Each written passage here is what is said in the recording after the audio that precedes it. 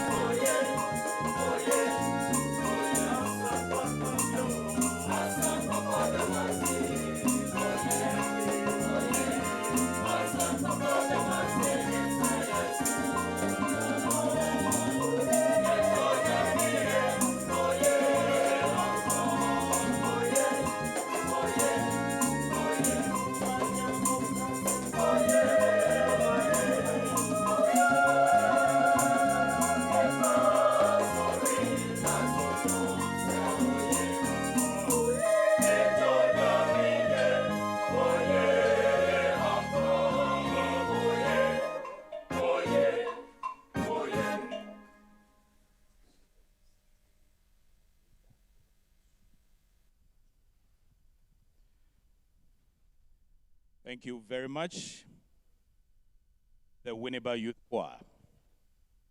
Good evening, distinguished ladies and gentlemen, Your Excellencies. It's my pleasure to welcome you to the IEA 2016 Presidential Town Hall. This event, which is being organized by the Institute of Economic Affairs, IEA, features 4 presidential candidates in the 2016 elections. I have to say that we are all live on almost all the significant television networks across the country, as well as media outlets.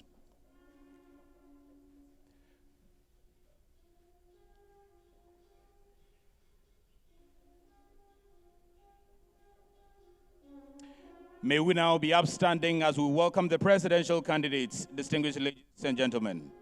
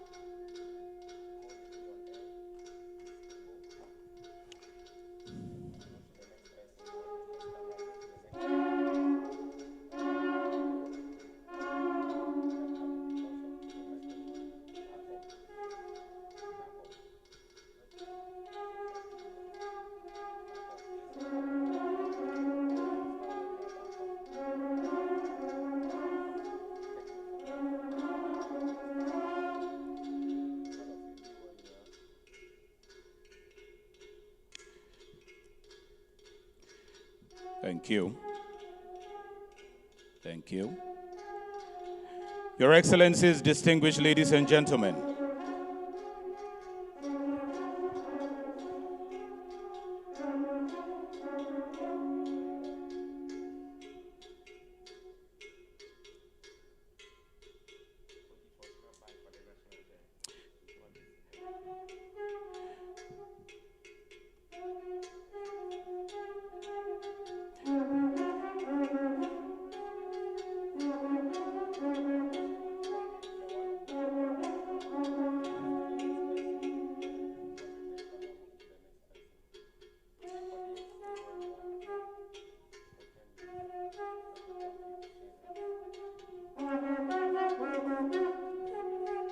thank you.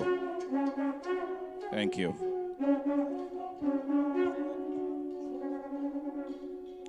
Thank you very much. Shall we please remain upstanding? Your Excellencies, distinguished ladies and gentlemen, before you are 4 presidential candidates in the 2016 elections. Dr. Edward Nasigri Mahama of the People's National Convention. Mr. Ivor Kobina Greenstreet of the Convention People's Party. Dr. Papa Kwesi Indum of the Progressive People's Party.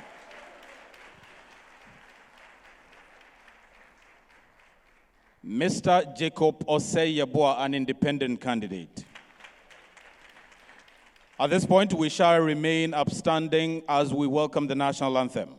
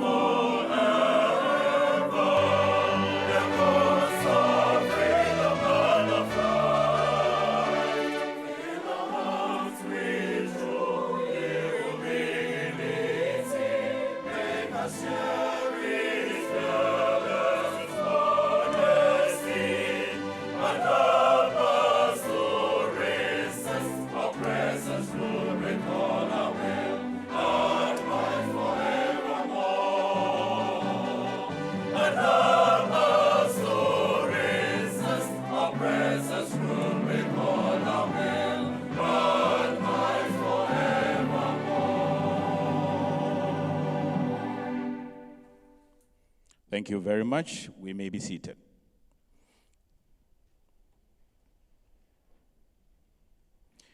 We will now invite Apostle Dr. Opoku Onyina, President of the Ghana Pentecostal and Charismatic Council, to deliver the opening prayer.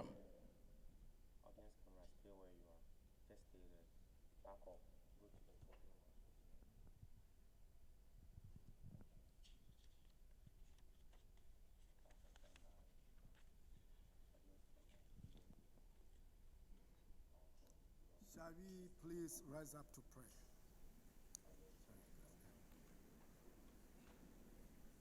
Our Heavenly Father, we bring you praise and adoration this evening for your kindness and goodness towards humanity, and Father, especially to we, those people in Ghana.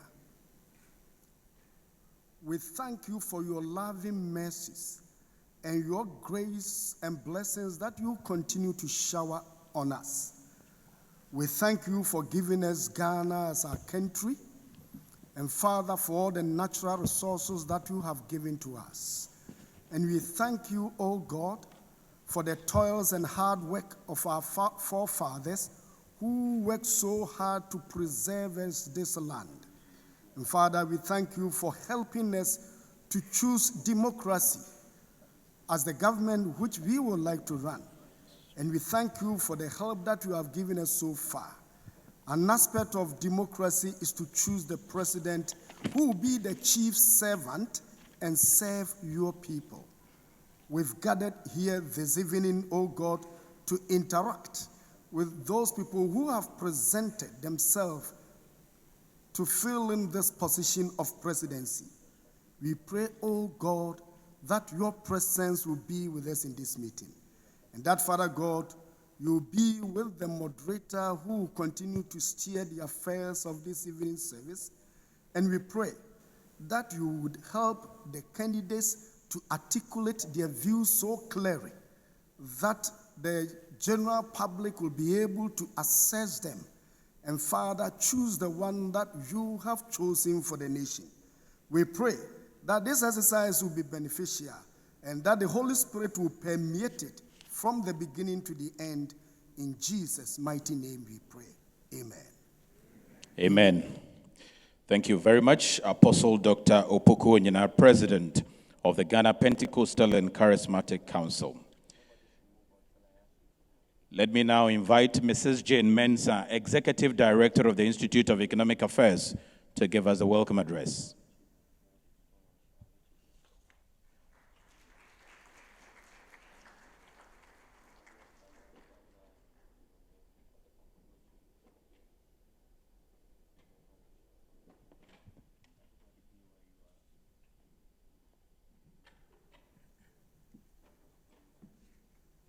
Distinguished guests, presidential candidate of our 2016 election, ladies and gentlemen, it is my pleasure to welcome you to the first Iea 2016 Town Hall.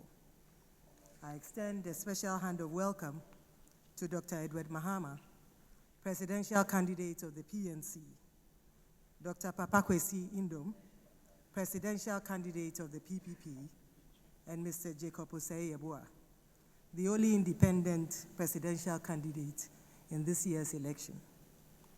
We are pleased that you have agreed to be here in person to address the concerns of the electorate. We applaud you for putting the concerns of the citizens at the heart of your campaign. Thank you so much. Distinguished guests, since the year 2000, the IEA has organized presidential debates ahead of each election year. This year's presidential town hall marks the 5th time the Institute is hosting this democracy-enhancing event. The debate series are designed to provide a platform for presidential candidates to present their visions and plans for governance to the electorate and answer questions of concern to them.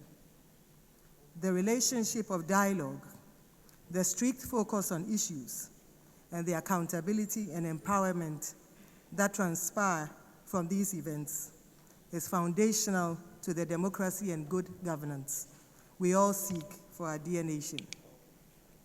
Distinguished guests, while credible elections are an integral part of any democracy, political engagement that enables the electorate to engage directly with presidential candidates and receive answers to issues of concern to them is essential. The very essence of democracy is exercised when the electorate is knowledgeable and informed and empowered to make a right choice on election day. This has been a consistent theme in the Institute's debate series over the past 16 years. The IEA is of the view that those who seek to govern must subject themselves to probing questions by the people to ensure that they understand their concerns and have the capacity to address them. Those of you who may have witnessed the debates since their inception in 2000 may recall the themes that we couched for each debate. In 2004, the theme was celebrating democracy. Ghana, a young democracy, poised to take giant strides. The 2008 theme was strengthening the pillars of Ghana's democracy. And the theme for 2012 was upholding electoral accountability. For 2016, we have carefully chosen the theme, reinforcing the pillars of Ghana's democracy. I trust that you will recognize in each of these themes a reflection of the stage of our democracy of each election from 2000 to date. Permit me to say that we crystallized our fledgling democracy in 2000. The election of that year was a watershed event in our political history. The then president, having served his constitutional 2 4-year terms, was no longer eligible to contest as a presidential candidate. The question on our minds then was, would Ghana demonstrate the political maturity required to achieve a successful election? Thankfully, we achieved that success, and Ghana was quickly elevated in the eyes of our neighbors and the international community as a model and indeed a celebration of democracy. With our successful election in that year and the smooth transfer of power from one democratically elected government to another, we gained the enviable status of a model of good governance and a beacon of democracy in the sub-region. We entered the 2004 election as a fledgling democracy, conscious of the value of democratic ideals and well aware that the world was watching our progress. The 2004 election signaled that achieving successful elections was important, but that the consolidation and stabilization of the democratic process was even more crucial. Hence, the 2000 theme, strengthening the pillars of Ghana's democracy. The 2012 elections approached, and as a nation, we recognized their significance.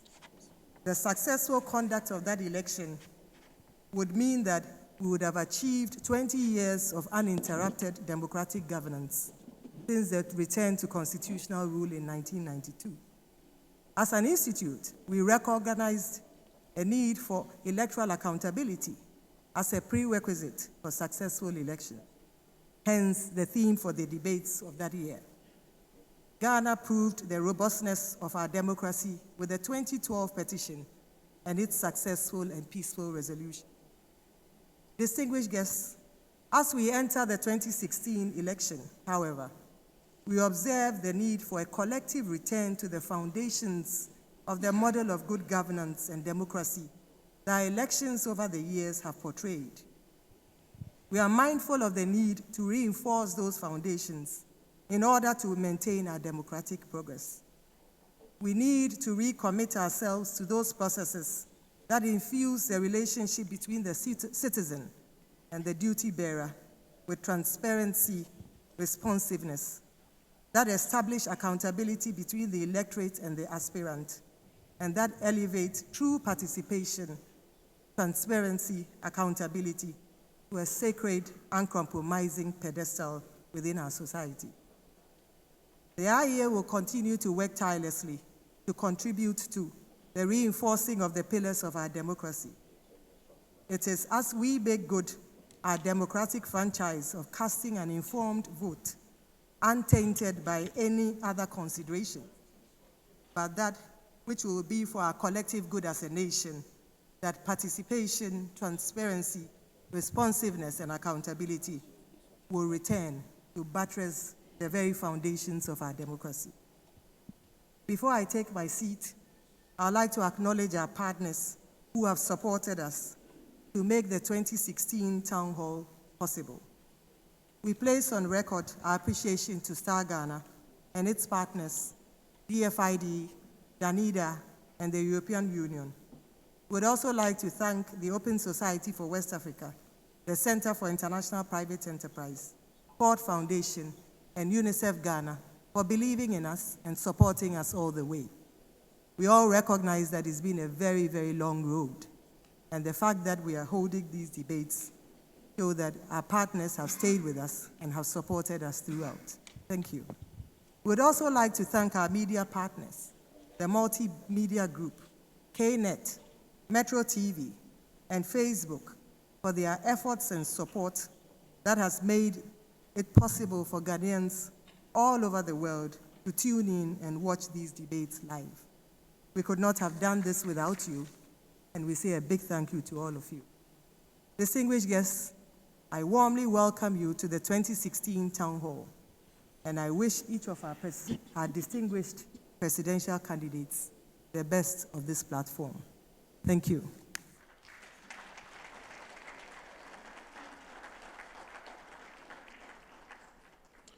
Mrs. Jane Mensah, Executive Director of the Institute of Economic Affairs. I will now respectfully call on Professor Justice Iea Townhall, the chairman of the Iea 2016 Presidential Debates Committee, to deliver brief remarks.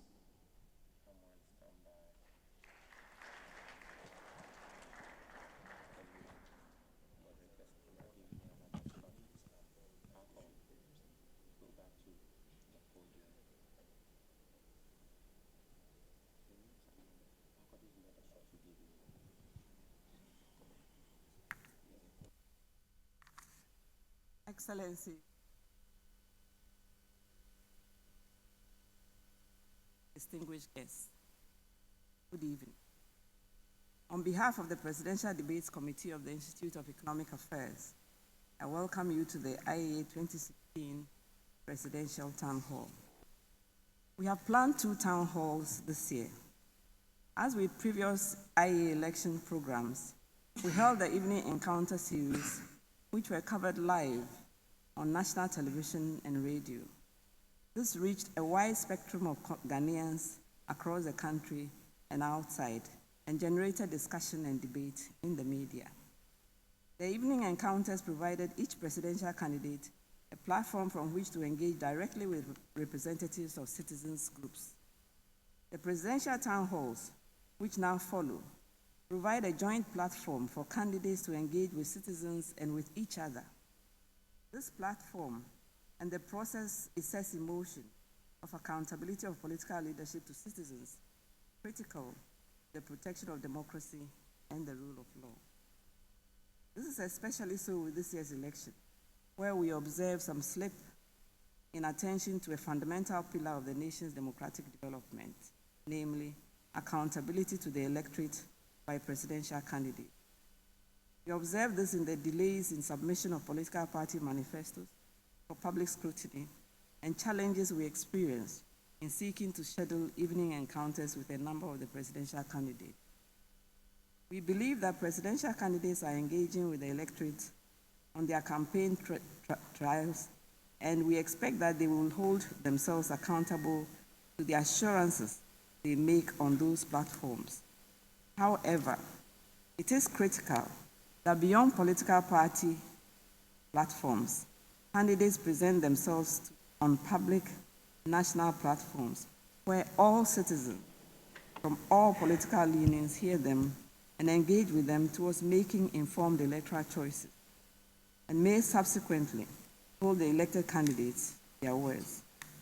I wish here to echo the words of the Iea in saying that while credible elections form an integral part of democracies, political engagement that enables the electorate to make informed choices on candidates and subsequently hold them accountable are essential. Democracy is indeed truly exercised when the electorate is knowledgeable and informed. As citizens with a common destiny, we must require accountability from those who seek to govern us. The Presidential Debates Committee has sought to ensure that the Iea town halls are organized with credibility. The Presidential Debates Committee comprises leaders of a broad cross-section of interest groups in Ghana. You will find the names of the members of this year's committee in your brochure. The committee's task was to guide the organization of the town halls. The committee compiled a list of possible moderators and forwarded this to the campaign teams of the participating political parties to rank in order of preference.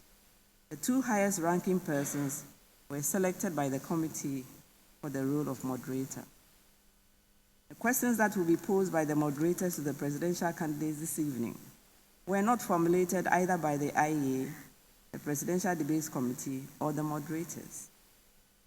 The Presidential Debates Committee invited questions from a broad range of civil society groups and associations. The Iea also invited questions from the general public through adverts in the national newspapers. The Presidential Debates Committee collated the questions received, clustered them under thematic subheadings, and forwarded them to the moderator. The moderator then selected questions that best voice the concerns of the people as reflected in the range of questions received. Presidential candidates' position on the town hall podium were balloted for by representatives of their political parties in a transparent process moderated by the Presidential Debates Committee. Attendance at the Town Hall is strictly by invitation. However, every effort has been made to include a broad representation of our society on the guest list, covering civil society representatives, representatives of the youth, persons living with physical disability, senior statesmen and women, the business community, the academic community, the media, development partners, and political parties. In addition, these events are covered live on all major television and radio networks, with television sign language translation. They are also streamed live on the internet, Facebook, and YouTube. We trust that the town halls will provide presidential candidates with a national platform on which to engage with you, the electorate, and with each other in a competitive but healthy and constructive manner. I wish each candidate the best on this platform. Thank you.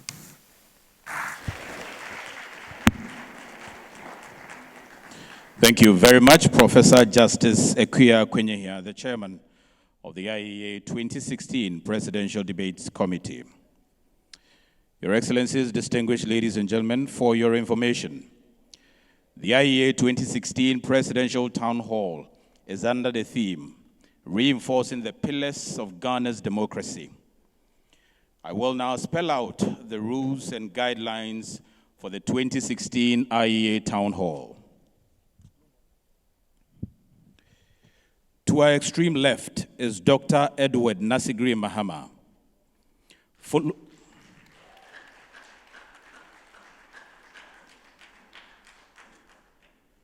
Followed by Dr. Papakwesi Indum.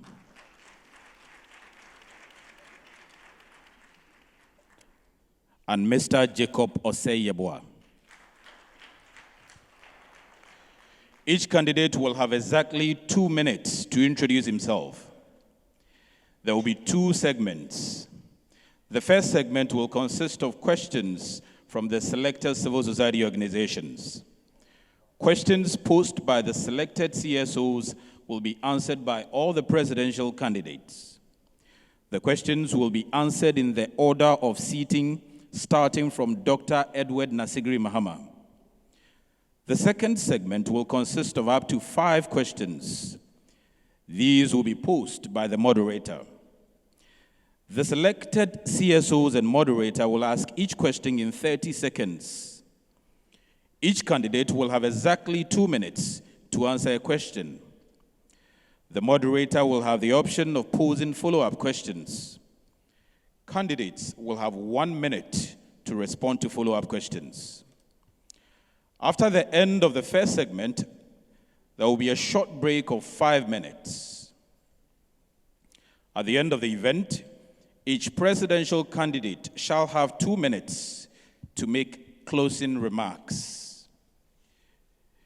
During the event, each presidential candidate has 3 opportunities for a rebuttal, which will be made within 1 minute. There should be no applause or noise-making of approval or disapproval during the entire event, except at the end of each round. Your Excellencies, distinguished ladies and gentlemen, I would have to repeat this point. There should be no applause or noise-making of approval or disapproval during the entire event, except at the end of each round. All mobile phones should be turned off at this point. I will again have to repeat that point. All mobile phones should be turned off. At no time should the audience take photographs, as this will affect the lighting in the hall. The security can ask persons who do not conform to these rules to leave the hall. At the end of each round, no one should go on to the dais except the 2 designated representatives of the candidates. I now hand you over to our moderator for tonight's event, Mr. Samson Ladi Ayinene. I wish you a pleasant evening. Good evening, ladies and gentlemen, and welcome to the IEA 2016 Presidential Town Hall. I am Samson Ladi Ayenini, and I'll be your moderator for this night's event. We're coming to you live from the Kempinski Hotel, Gold Coast City in Accra. And we are live on Metro TV, Multi-TV Digibox, Joy FM, Joy TV, TV3, First Digital TV, and TV Africa. The event can also be watched live on the official IEA Facebook page and YouTube. Ladies and gentlemen, we will now begin with this evening's interaction, which focuses on the economy, private sector, and development, industrialization. We shall be speaking to the private sector development matters regarding manufacturing, energy or electricity, very critical to the economy, taxation, unemployment, or job creation. But I start with asking the distinguished candidates to introduce themselves. And as you heard, you're doing that in 2 minutes. I'll start with Dr. Edward Nasiri Mahama. I am Edward Nasiri Mahama, presidential candidate of the People's National Convention. Madam Chairperson, this is Jean Mensah, IEA Executive Director, distinguished ladies and gentlemen, colleagues and friends from the media, fellow citizens of Ghana, I am pleased to be here to share this moment with you. And anytime I hear the national anthem of Ghana, I feel that God bless our homeland, Ghana, and make our nation great and strong. We have not lived up to it. I intend to change this economy that we have in Ghana, which is made up of high inflation, high excessive interest rates, unbridled borrowing, and a depreciating currency fueled by economic indiscipline. Through disciplined economy, balanced budget, and also by balancing the budget, it is possible to bring interest rates down and to also stem inflation. I believe that through our New Deal program, we can grow the economy at 10% per annum based on agriculture alone, and also through that same program, we can have unemployment, youth unemployment, by value-added chain to the agri sector. We will vigorously reform our public sector for efficiency through the New Beginnings program, and I think that also when we have balanced the budget and with this new Deal program, we will introduce efficiency into the system, because one of the problems of Ghana is low productivity. And by introducing efficiency into the system, productivity will increase. We also intend to reduce tax rates and spread the tax net and increase revenue. By so doing, it is possible to cut down the wastage in the system.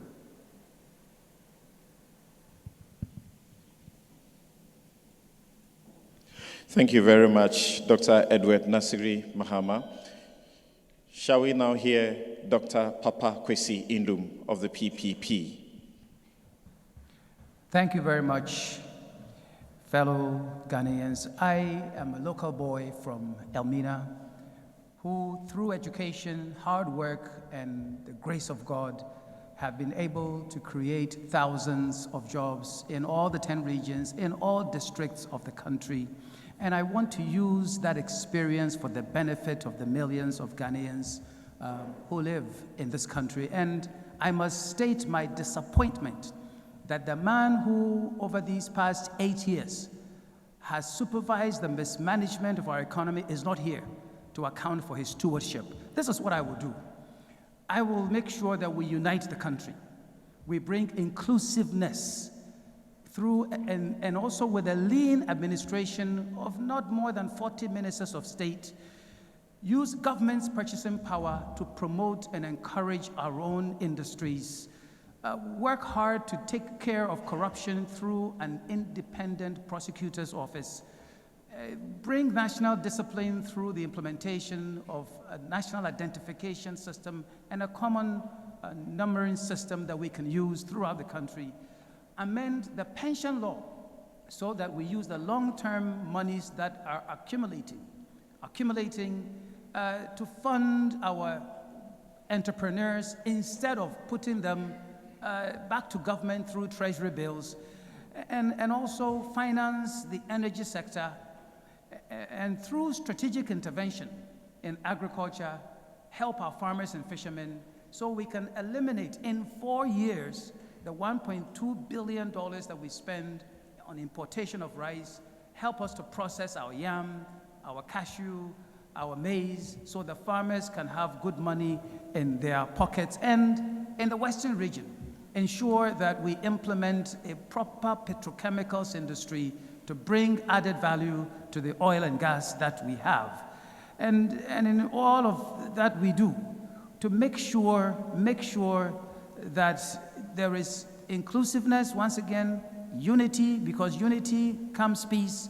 Peace, then we are able to develop the country. And I want to emphasize again also the use of the government's purchasing power to support our own, because part of bringing this government back to life, part of all of that is to ensure that we put Ghana first, and we give opportunity to our own people to do what God has given to us, youth. Use the tremendous human resource that we have, and ensure that the people in this country, our productive energies are indeed brought to bear in this country. We can solve this problem with the economy, and we can do better as a country. Shall we hear from Jacob Osei-Yeboah, the independent candidate? Good evening, Ghana, and good evening, distinguished guests here seated. My name is Jacob Osei-Yeboah, the No Party President. It's quite instructive for us to understand the theme for this year's IEA debate, reinforcing the tenets of Ghana's democracy. My presence here is to depict the fact that you can govern a nation democratically without political parties, because the tenets of democracy is about the respect of fundamental human rights and the respect for rule of law. What we intend doing is first and foremost to industrialize every single natural resources that this nation has been endowed with, because the foundation of the economy of every nation is made up of the natural resources that that nation has been endowed with. And for that matter, our idea is to launch out what we call the Ghanaian dream by industrializing each of these natural resources. And also, as a no-party president, I'm putting myself out at the highest pedestal of the fact that I have the skills to work with each and every individual. And it can only take the independent presidential candidate to pick out the best of all the human resources that we have, especially the best from the PPP or the PNC or the NDC, and say, collectively, let us work together and build our nation. And for that matter, I stand for all-inclusive governance. And I strongly believe that as a nation, because of the high level of polarization in our country, we are not able to gather the critical momentum that gave us our independence. We've rather derailed that, but I think that is my duty, and all of us our duty, to ensure that we bring everybody on board, our pastors, our religious leaders, we're talking about our traditional leaders, and our business community, so that each one of us will feel part of a country that all of us are yearning to see its fruition. And because of that, we've also stated that we will ensure that we have a second upper parliament that will help cure the tyranny of majority in parliament decisions that we've witnessed as a nation since the Fourth Republic. And I strongly believe that in terms of developing, we're going to launch what we call the National Electronic Data Infrastructure. Thank you. Thank you very much. Now, let's launch straight into the questions that we have for you this evening. The national debt is increasing, and it is worth pointing out that one of the conditions of the IMF agreement with Ghana's government is fiscal discipline. Total public debt as a percentage of GDP between 2014 and 2016 July has been fluctuating between the 60% and 73%. As of July 2016, the debt to GDP ratio stood at 65.9%. This phenomenon is largely attributed to the lack of fiscal discipline, where government expenditure has consistently exceeded its revenue. Question: how will your administration, Dr. Nasigri Mahama, achieve fiscal discipline by reducing the debt burden and raising enough funds to grow the economy? As I said at the beginning, part of the problem is the fact that we are, as a nation, very inefficient. And I've said in my introduction that the way to actually mobilize revenue is to reduce taxes and spread the tax net. The fiscal indiscipline you talked about, where government is spending more than is bringing in, certainly leads to government borrowing domestically from the Bank of Ghana, which leads to inflation, and externally, which also leads to the weakening of the cedi. So we will balance the budget from day one by making sure that we match income with expenditure. When you match income with expenditure and you are not spending more than you are making, then you have fiscal discipline. If anything at all, we will go budget deficit of 3%, not more.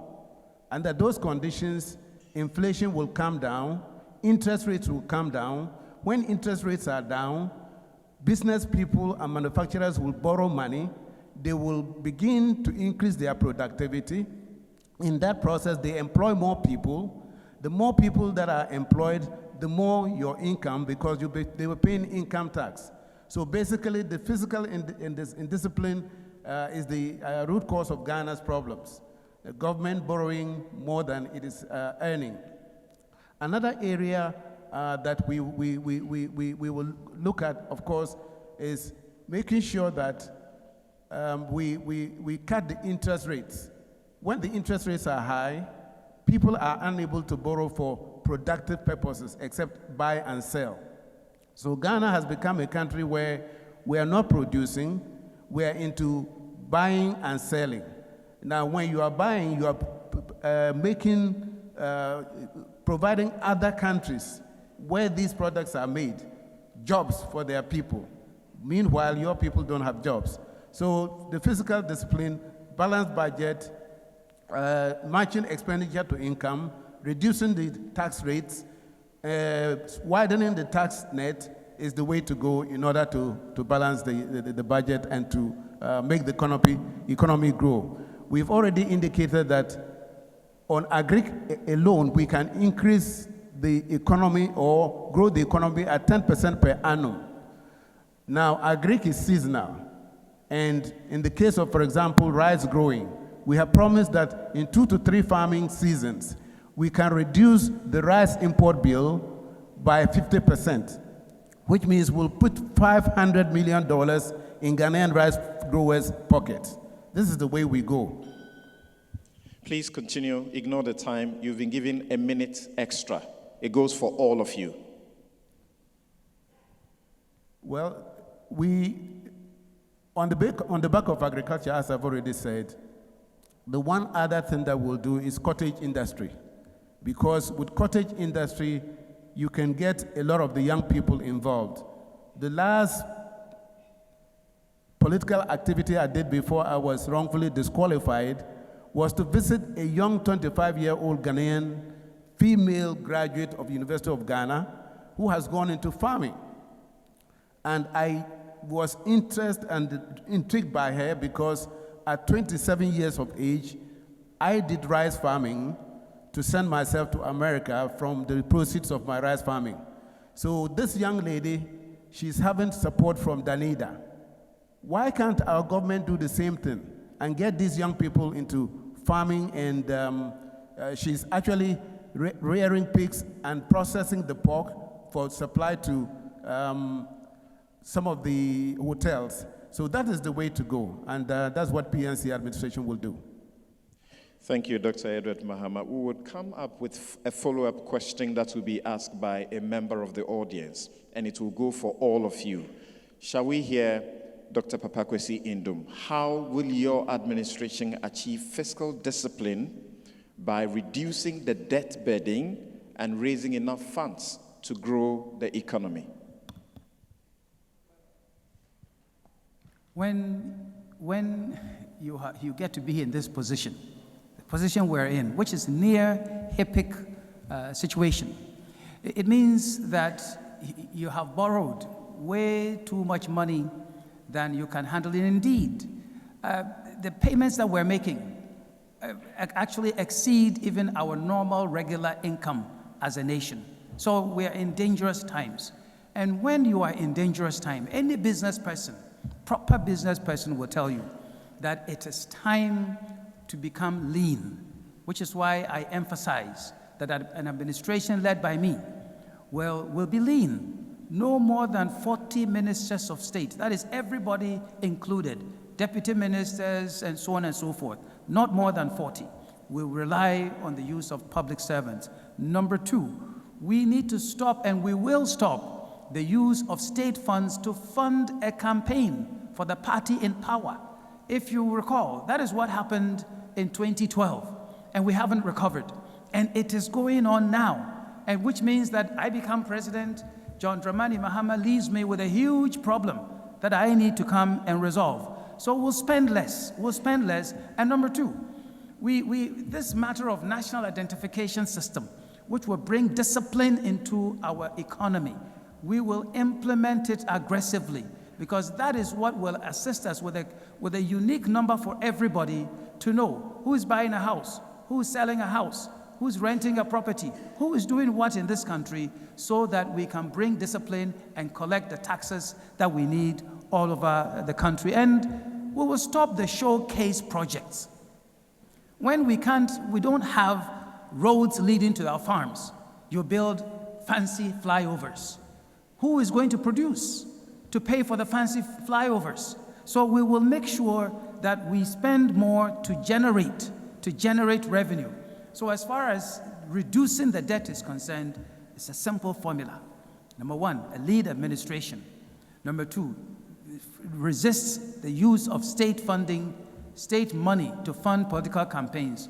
Number three, ensure that we bring discipline by implementing aggressively the national identification system. And number four, ensure that we don't borrow to fund showcase project, and we aggressively invest and support our local industries so that they can produce more, they can employ more, and therefore pay more taxes. And as they pay tax, if more people are paying tax, we can afford to reduce the level of taxation so that people will pay tax on a regular basis. And so when it comes to this matter of debt thing that some people are saying or are denying, look, we are a nation bogged down by debt.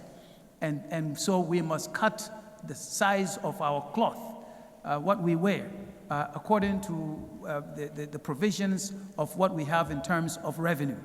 And let me say very clearly to everybody that corruption is one thing that has put us into debt. Because it's not as if we don't have money in this country, but some people have been wasting our money. Some people have been dashing our monies left and right to people who don't deserve to have them.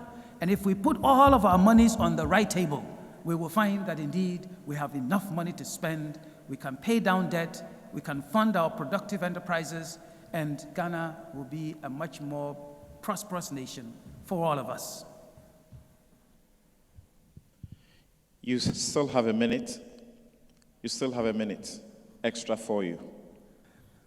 For that extra time, what I wish to say is that you cannot run an administration in the 21st century without technology. And so today, everybody still runs to the Ministry of Finance. And so many people have budgets approved, but they can't spend. They're all running to the one center, which is one part of where corruption happens, which is also a reason why we have inefficiency in government. So an important element is the use of technology in government to ensure that all that we do becomes clear, becomes transparent, that everybody knows what is it that we're doing, and that we look at any private sector organization in Ghana today, they are using 21st century technology and they are efficient. We will do the same in government. Shall we hear from Mr. Jacob Osayebwa? Thank you very much. First and foremost, we need to understand the root cause of these deficits. First, we are practicing a very expensive democracy. And because of political economy, winners would have to find a means of repaying these amounts spent. So when you see the big billboards and all the expenditure, then you should understand that each one of us, and as a nation, we need to find a means of paying that. This was actually exacerbated by the single spine salary structure that the nation embarked on. You know, from theory, you could see that when you just increase wages without necessarily reducing employment, you actually shake up the GDP. And for that matter, it takes a natural course, that jigsaw, for the curve to fit into. And that is why, as a nation, we are all experiencing this. And how can we go in resolving this? First, is what I earlier on stated. We need to create wealth as a nation. There's the need for us to accelerate the rate at which we can create industry out of all our natural resources.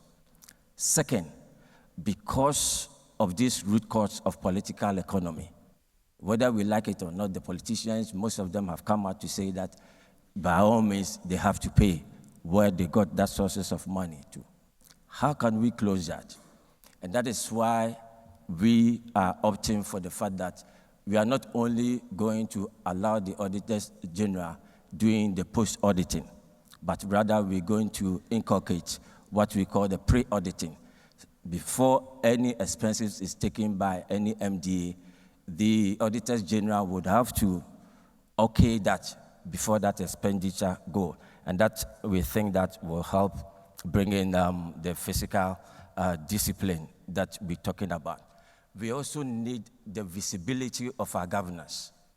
Okay, normally most of the analysis that we normally make is just more or less guessing. And that is why we say that we need to establish the national electronic data infrastructure that tracks the life cycle of each individual together with the properties and so on and so forth. By so doing, we'll be able to help expand the task net. Okay, if you're able to expand the task net to include the informal sectors and the traditional sectors, then we'll be in a position for the government to have money. Thank you very much. We shall now go to the audience to take a question, which is a follow-up on the question of the economy, to all of you, starting with Dr. Edward Mahama. And Dr. Jumaima Nunu, head of Center for Management Development, Business School of Gimpa, has that question for you.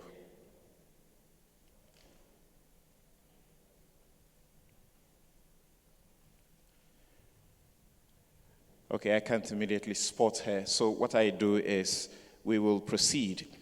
Now, when Dr. Mahama, you speak about, and you have 1 minute, when you speak about the plans that you have to match income with expenditure and to ensure that there is interest rates are lowered as a means of ensuring reducing the debt burden and raising sufficient enough funds to grow the economy, can you state 2 specific steps, including, for example, legislation for that purpose, if it is necessary, for your proposition? For the plan you have to reduce the debt burden, Yes. and to raise sufficient funding to Yeah. grow the economy, Yeah. can you state 2 specific steps that you will take, including legislation, if that will be required? Yes. 2 specific steps that one can take is, 1, to make sure, if it is through legislation, that the ministers are not taking their salaries through the budget of the ministry. I asked an accountant, can you tell me, from the Controller and Accountant General, can you tell me how much it really costs to run the government, ministers, deputy ministers? And he couldn't, because he said the ministers have some other benefits that come from their ministry's budget. So basically, it means that we are running a bloated government because of the fact that we have not fixed. You know it. Ministers take petrol, coupons for petrol. They live in houses that they don't pay the rent. So the important thing to do is to make sure that every minister is given a certain amount of money, and he can go and rent his own place, and he can buy his own petrol. It is not proper for us to have to pay phone bills for ministers or pay their petrol expenses. These are the areas, rent and so on, that we are overspending, because these are necessary things. And if they are coming from the ministry's budget rather than paid directly to the minister so that he can manage his own salary, just like anybody else, that will control it. Thank you very much. Now, Dr. Papakwesi Indum, you talk about a lean government of not more than maximum 40 ministers, among others also taking away showcase projects, as you call them. How have you assessed the need for a fiscal discipline legislation? Is it necessary to achieve what you seek? Well, in what I am looking to do, it's not a matter of legislation. It's a matter of discipline. It's a matter of competence. It's a matter of the leader of the nation knowing what to do.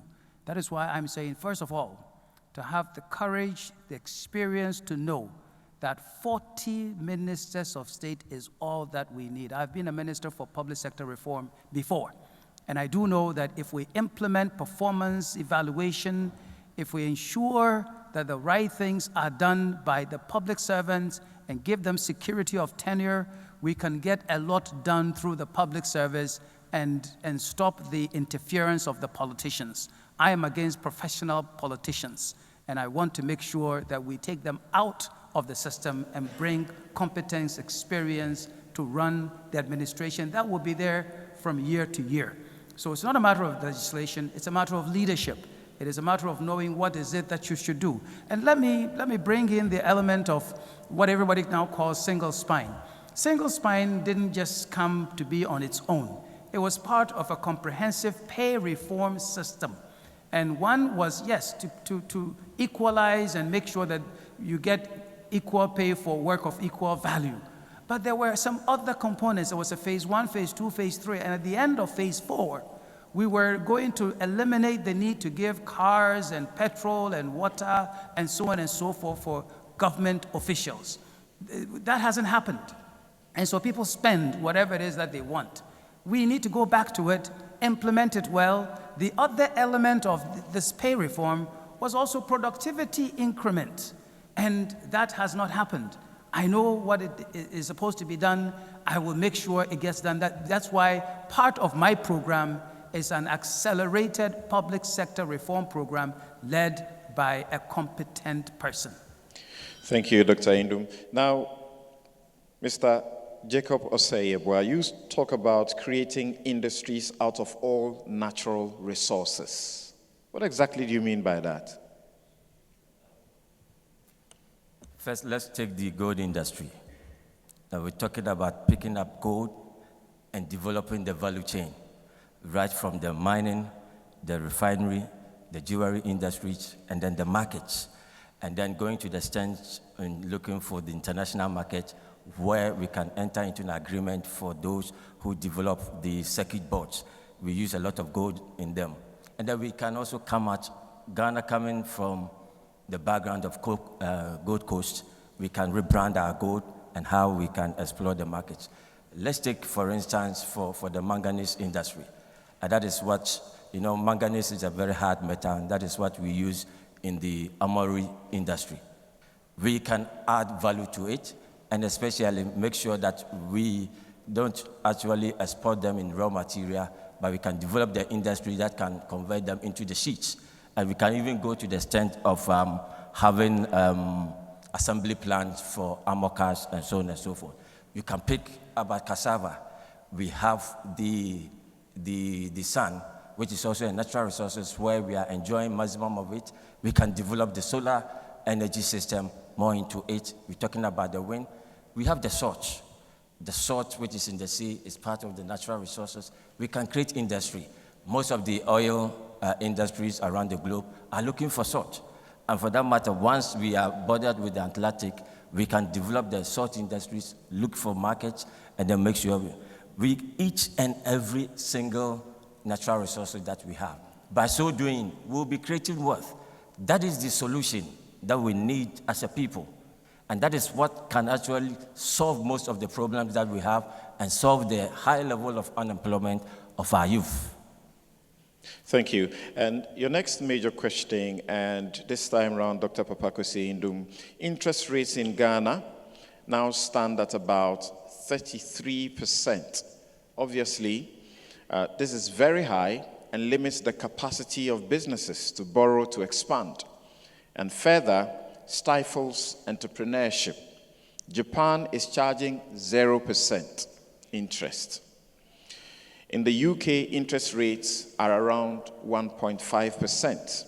What will you do as president to address the issue of high interest rates and improve access to finance for small and medium-scale enterprises?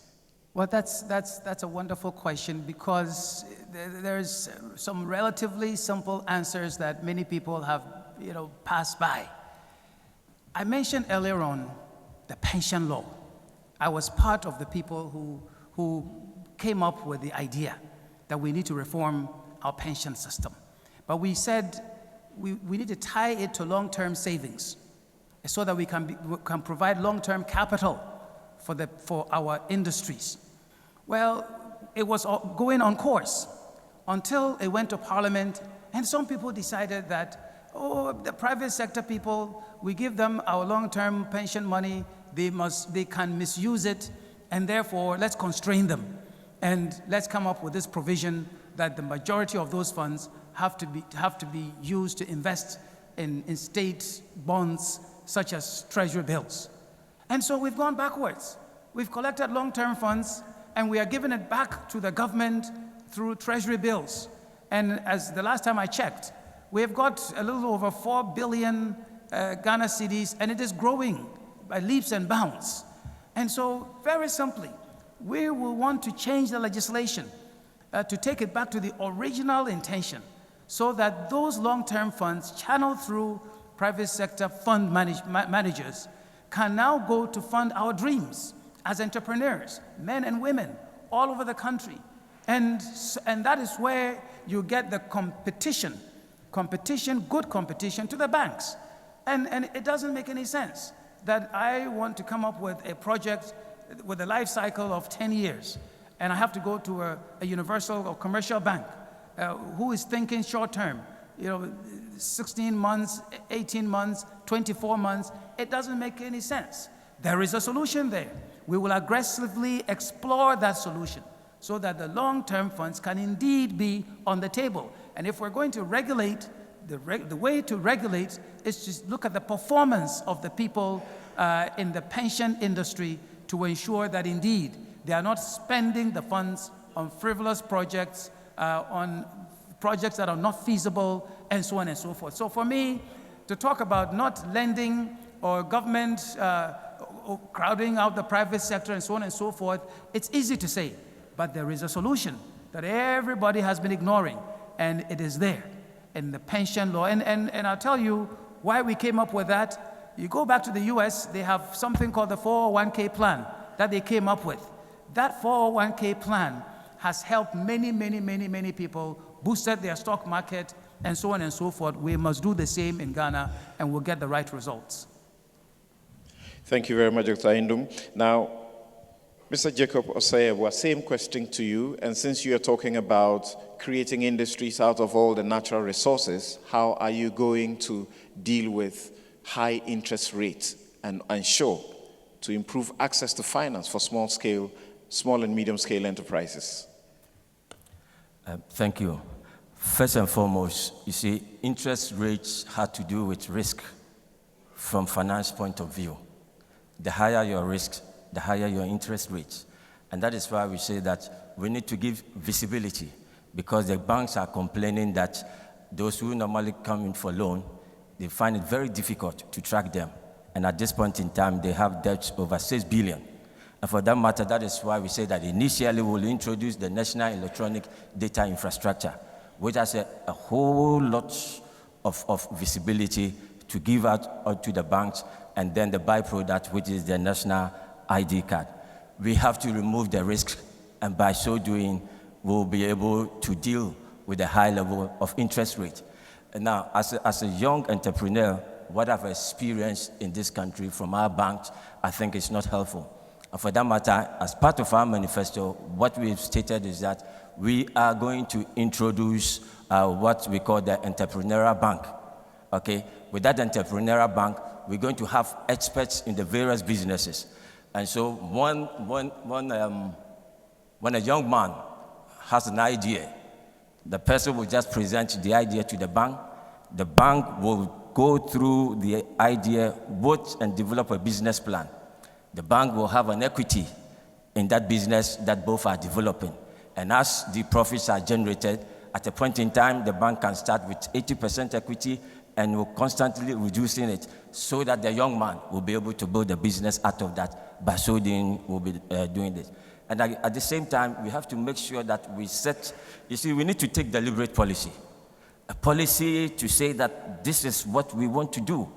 And so making certain funds available that can help these small to medium enterprises to have easy access to, and it's not as usual with the government, freebies coming from government. But we have to make sure that we have a meticulous way of recouping whatever that we've actually given out to these young entrepreneurs. And by so doing, we'll be able to make a lot of funds available. We should understand that the interest rates and all the macroeconomic indices, they are just the symptoms. But the root cause, as I keep on saying, is about creating wealth. When our mindsets is about creating wealth, it's going to help us and bring this spirit of entrepreneurship in our young ones, so that at the end of the day, once wealth are created because of demand and supply jigsaw, by all means, interest rates will come down and the banks will be forced to come down. Here we are in our country where the government itself is borrowing at a rate of 22%. So definitely it's going to affect all of us. Thank you. Now, Dr. Edward Mahawa, the same question to you. Yes, the problem with the interest rates, in my view, is one, lack of productivity. We're not very productive as a nation. Two, government borrowing too much and crowding the small guy out of it. And government is borrowing too much because government is spending more than it is actually making. There are other areas that government can actually rake in the revenue. For example, if our streets were properly labeled, named, and the houses numbered, real estate taxes could be a source of income. We know that most homeowners are not paying any real estate taxes, yet the government wants some money. As I said, productivity is an area that is very, very low. We don't demand productivity from even the public servants. In 2004, when I was running, I told Professor Adam of the University of Science and Technology, let's put a punch clock in every government ministry, and everybody will punch to go to work, because they come to work, maybe spend 10 minutes, 15 minutes, 1 hour in the office, and then they leave. So productivity is an area where we really need to look at, and government must take the lead in making sure that government employees are productive. And as I said, even the informal sector, bringing them in, will be able to raise revenue there. I've already made that point. And cut down corruption. Corruption is something I've said is if we can reduce corruption by 30 to 40%, we'll get all the money we need and we won't have to go to IMF and the World Bank. Go to the ports and see what happens when goods arrive. These importers, customs officers, they make deals and the money goes into private pockets. So government is losing a lot of money through this corruption, and I will make sure as president that I go after those areas, seal those holes where the government revenue is leaking, and bring it in so that we can develop the country. Thank you. You have a bit more time, but if that's where you want to conclude, then you take the next substantive question.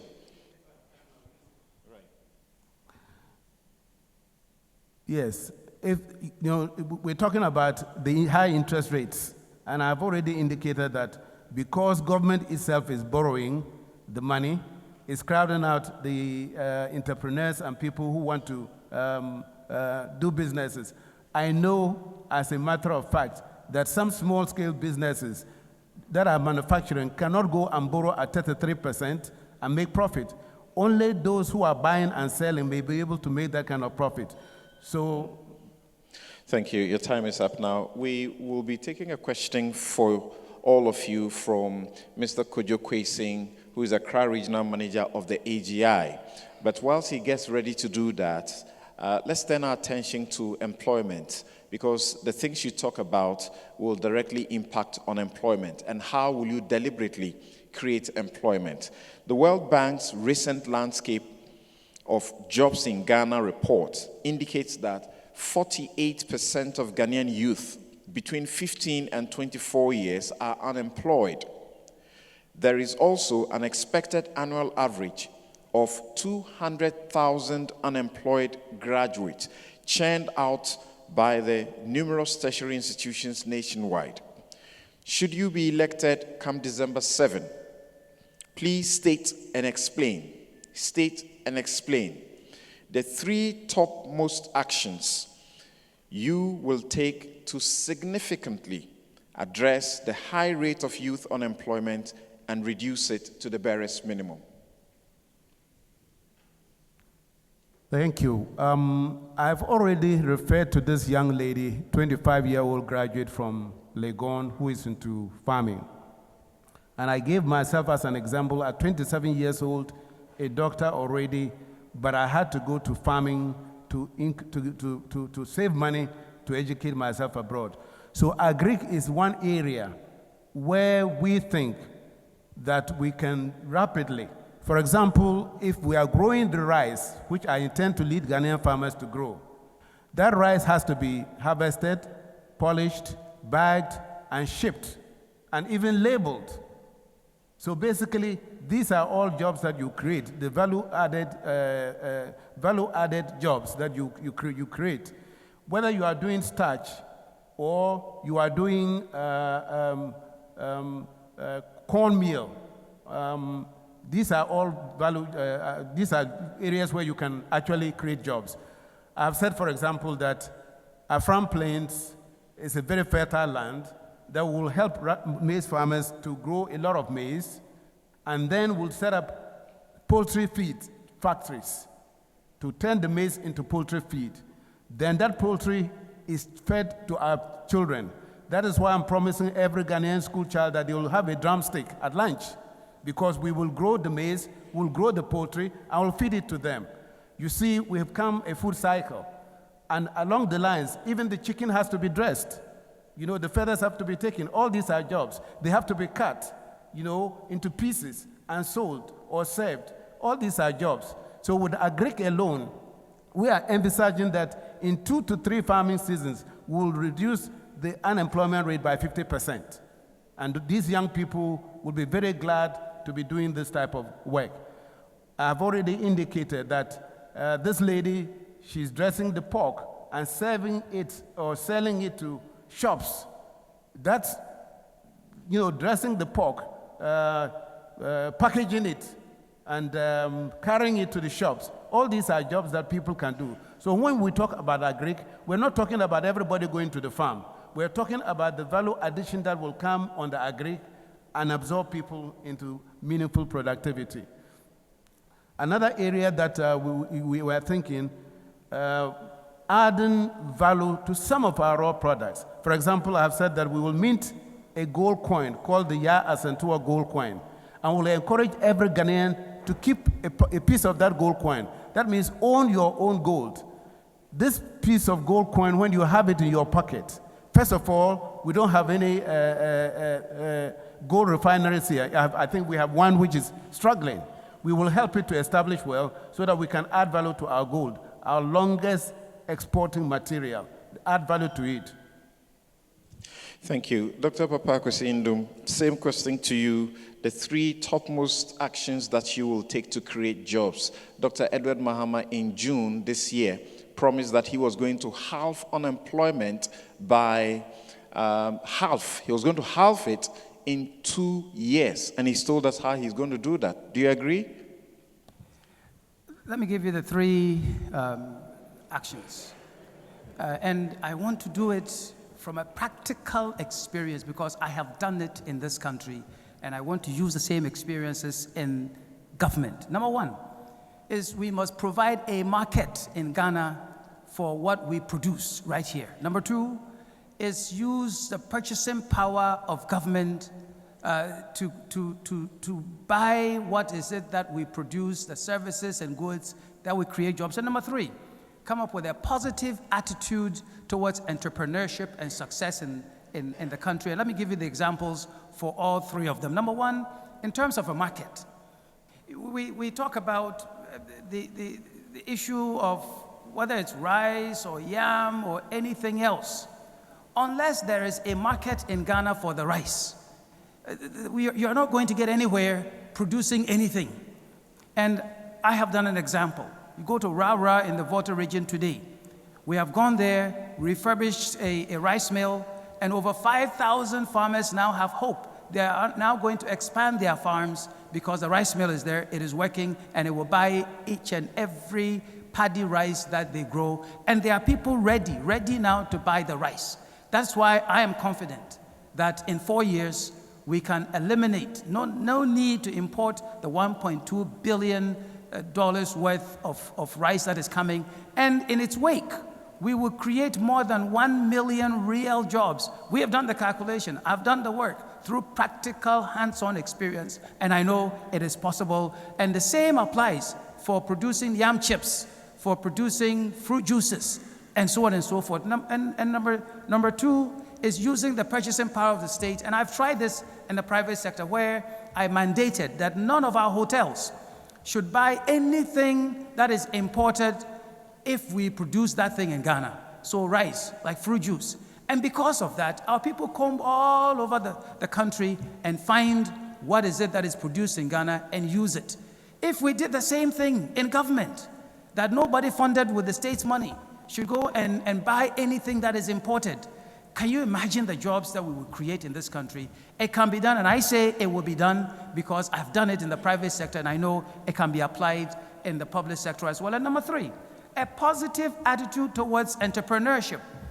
Today, my group of companies, we are the biggest employer in Commander at Negua for Abrim. But ask me, which one of the DCEs, whether it's MPP, NDC, DCEs, has come to talk to me about my companies? None of them. So we will use a more positive attitude to entrepreneurship to encourage the people who are investing their money, and more jobs will be created because we will be helping them get a market and using the state's purchasing power. It will be done. Mr. Jacob Osei-Yeboah, the 3 priority steps that you take to reduce and create employment, reduce unemployment and create employment. Unemployment is created when the graduate, after completing school, cannot find himself or herself a job. And so there's a gap between our educational system and our industry. So as part of our strategies, what we're saying is that we're going to restructure most of the ministries, and we're going to merge the Ministry of Education and Industry, such that the curriculum will ensure that the output of our education will feed into the industry, the industries that are existing in our country and the industries that are yet to be created in the near future. By so doing, we'll reduce that. Again, we were talking about the National Electronic Data Infrastructure. When we have it in place, just at the click of a button, we tend to know the professions of most of the unemployed and their various locations. And out of this, we'll be able to even realize that, no, there's an electrical job in Tema, while somebody is in the northern region who is an electrical engineer and is not finding a job over there. Through this visibility, we can easily reconnect them and then having job centers for all of this. Again, coming back to the fact that we have most of these unemployed, we have to reorient their profession out of school. Now, what we are stating is that we'll come out with an unemployment benefit, because with this high level of graduates unemployed in our country, it's a national security threat. And we must find a means of making sure that we give them something. And what we are saying is that before we give you unemployment benefit, it will go for those who are above 25 years. And then, before you can assess that, we have to reorient you to a particular form of profession. Because sometimes if you go to the university and learn Spanish, and after completing, you say that you are unemployed, there are no Spanish jobs in Ghana. And so we can reorient you within the agri sector. Even you can go and rear grass cutter, which can fetch you money. By so doing, it will help you to improve yourself once you try to educate yourself. One of the most important things that we're talking about, that we can create a lot of jobs for these young ones, is the ethnicity, our differences in our culture. What we are saying is that we're going to sit up with our chiefs, and between the months of July up to the end of September, where most of the Western nations go on vacation, they can come to Ghana, experience our different cultures, right from Volta to Upper East. And we know the kind of level of employment from tourist guide, the transportation, the roads that will link up to all this. Everything I want to talk about is about job creation for them. Thank you very much. Now, we will take a question which is supposed to be a follow-up to Dr. Papakwesi Indum, because it is more suited to the answers that you provided. And it's a question that is coming from Mr. Jojo Kwesin, the Accra Regional Manager of the AGI. Good evening to you all. Like you said, my name is Jojo Kwesin. My question is, manufacturing growth has declined, and considering the fact that manufacturing is the pivot or fulcrum on which all economic activities gyrate around, What are you going to do to revive the manufacturing sector if you are given the nod? Thank you. You can answer. 1 minute. When we talk about manufacturing growth declining, well, there are reasons. One clear reason the past 4 years has been doomsday. And so you must solve the energy problem. And the energy problem is going to be solved not through a technical solution, but a financial solution. Because what is overburdening the system is a huge debt that the government has put on the energy players, especially ECG and the like. So that's one thing, is to solve not just the power generation, but the power distribution problem that we have in Ghana, and it will be done by concentrating on the financing part.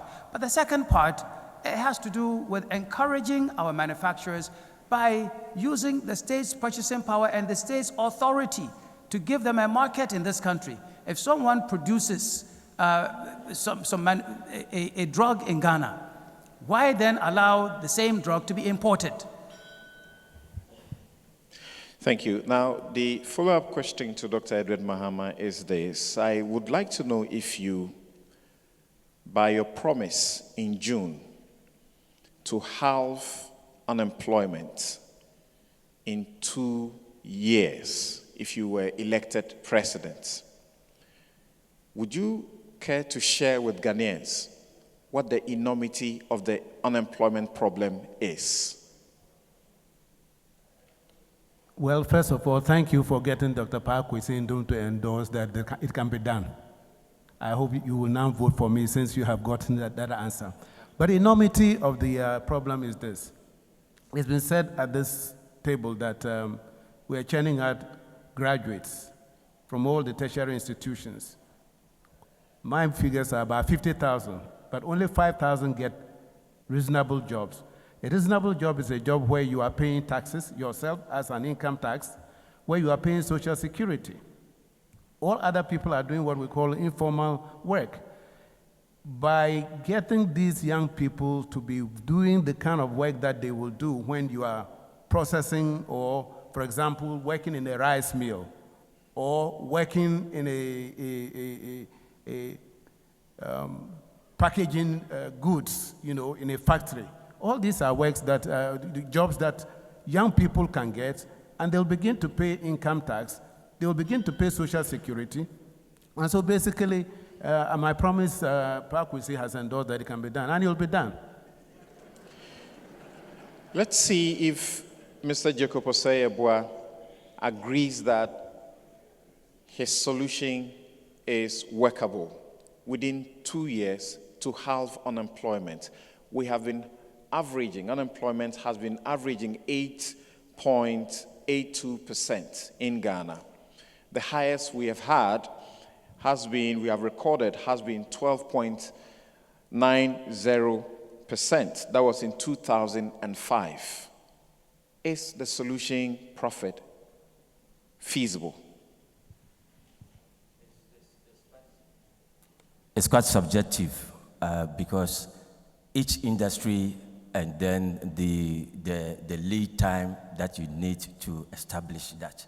And so you cannot out of the blue and say that you're going to reduce that. But if it is in terms of the agribusinesses, whereby you want to grow cassava and then export them, then within 6 months you'll be able to fix that. But you ask yourself how many of the unemployed that you can actually engage in that sector. So it's actually dependent on sector by sector. I'd wanted to react on the AGI, the manufacturing aspect. Much is actually dependent on the country-specific advantage of these industries. You cannot just set any industry in Ghana. And that is why I keep on saying that we need to set industries out of our natural resources, because the cost of the product is actually dependent on the sources of input. And power is one. The source of the raw material is another. Sorry, but you have been bailed out. We'll take our very final question, and it will be coming from another private sector person, Dr. Eric Osei-Esibe. He's a senior lecturer at the University of Ghana, Dr. Eric Osei Esibe. If you're here, please, can we take your question? And it's a major question. It goes for all of you. Gentlemen, please don't forget that you have the right to put your hand up to indicate if you want to give a rebuttal. You can request a rebuttal. If someone is giving a solution, a suggestion to our economic problems, and you feel that that diagnosis is wrong and the prescriptions are not workable, you are at liberty to put your hand up and respond to them. Thank you, Mr. Moderator, and good evening to our distinguished candidates. Right. My question is quite simple. Taxes in Ghana are generally seen to be high and detrimental to private businesses.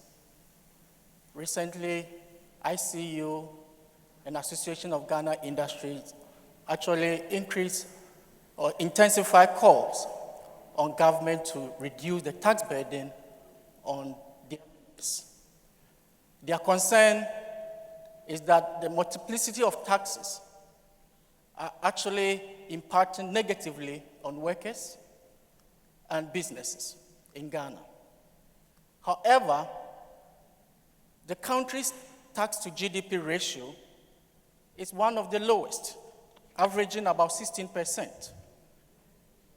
Which often leads government to record large budget deficits and borrow hugely to finance infrastructure.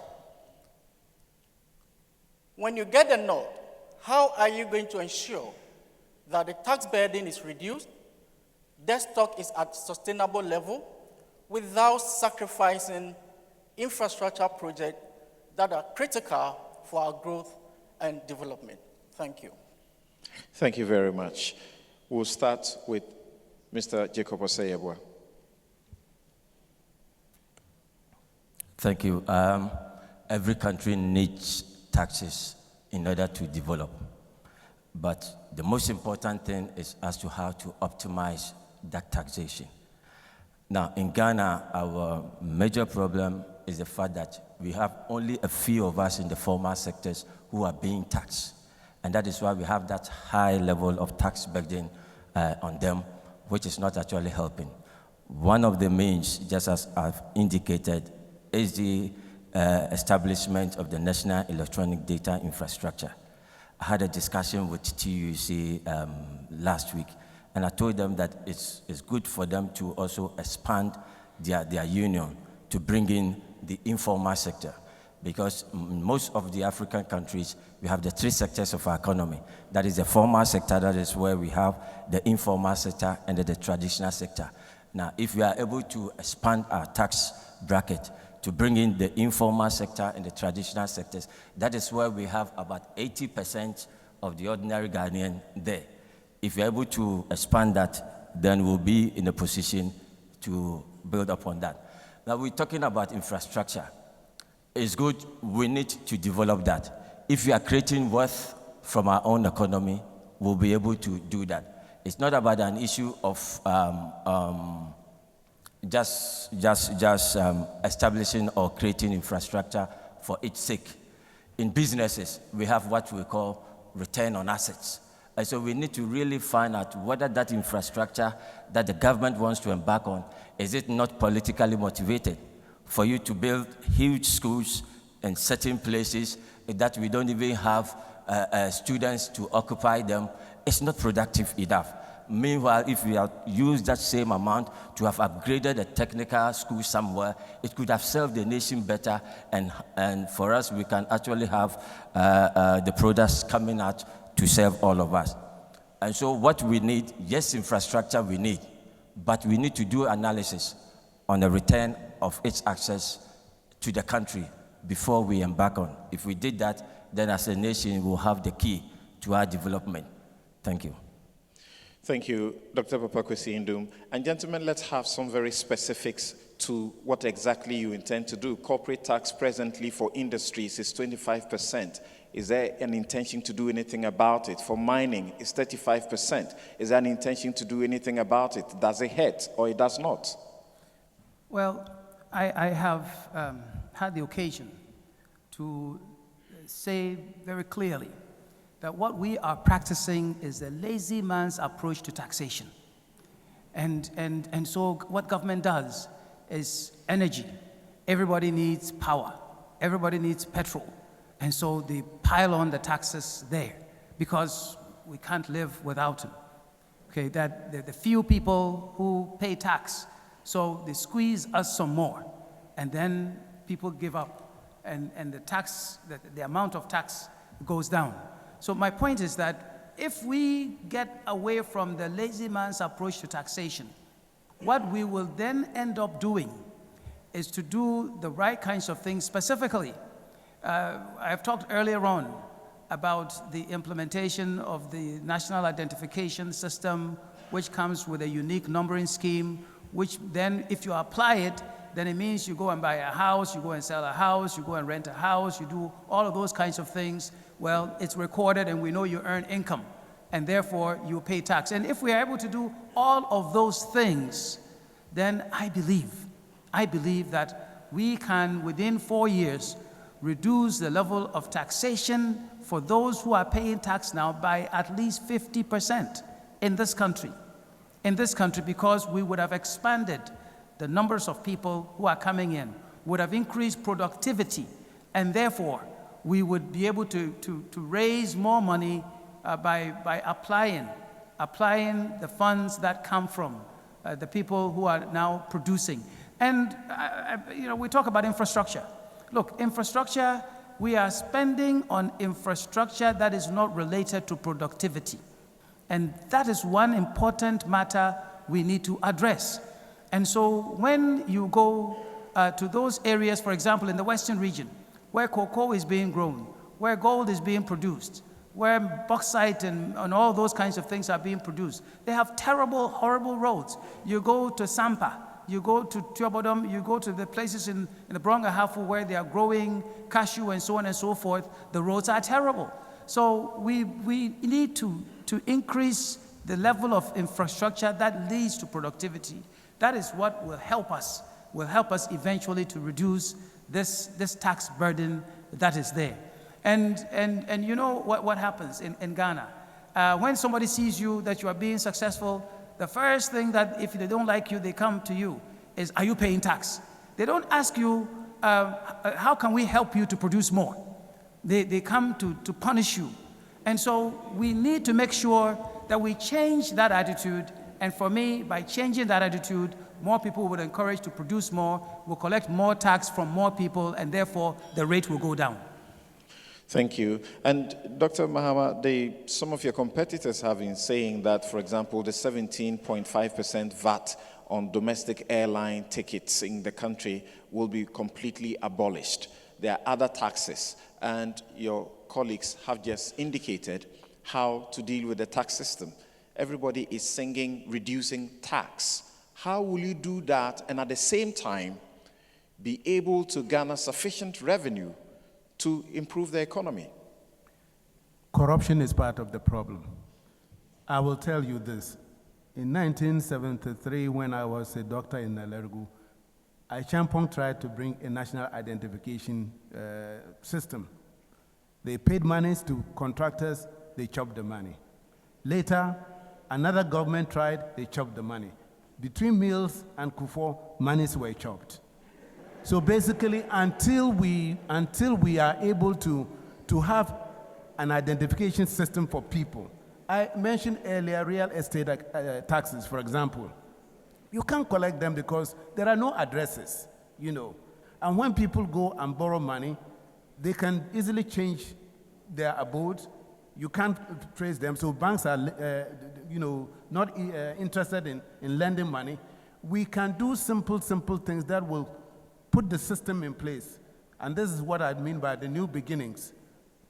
Restructure the institutions, put systems in those institutions that work, so that taxation will be easy because you can identify people. Taxation will be easy because there are addresses, and you can actually go and raise real estate taxes. So the simple things that we need to do to make the system work and functional and easy, we're not doing. Corruption at the ports, massive corruption there, If we cut it, government will have the money. So basically, the infrastructure we need to build, we have the money to do it if we plug the loopholes through which individuals are siphoning government funds. And that is what I will do as president. I will fire any minister that is corrupt. Sometimes they just reposition them. We've seen it. If you are Minister of Sports and you have chopped some money, they take you to the presidency or something. That must stop. That must stop. We must crack the whip and crack it properly so that this is what I have been promising, that I'll be a leader who will abhor corruption. Abhor corruption. And then we will be able to get the money to do the infrastructure that we need. The other day I was traveling from Ketekrachi to Yendi, and I saw 4 or 5 trucks loaded with yam, stranded, broken down. All the yam will be rotten because in this heat, when they stand there, the yam gets perished. And so the few yam that comes into Accra will be very expensive because you've lost most of it. So post-harvest losses is another area where a PNC administration will turn its attention to help Ghanaian farmers produce. Thank you very much. Ladies and gentlemen, we will take a brief break at this point. You have a rebuttal you want to give? Okay, Dr. Indom has a rebuttal. Let's hear you. Yes, we have talked about, and my colleagues have talked about national identification. But you see, I believe they are refusing to state clearly is that there's a leadership problem here. There's a leadership problem here. What is so difficult to understand about the need for a national identification system, a database, and its implementation? What is so difficult that John Dramani Mahama, these 8 years, has refused to implement, fund them. So they should hit it right on the head. That is a leadership problem.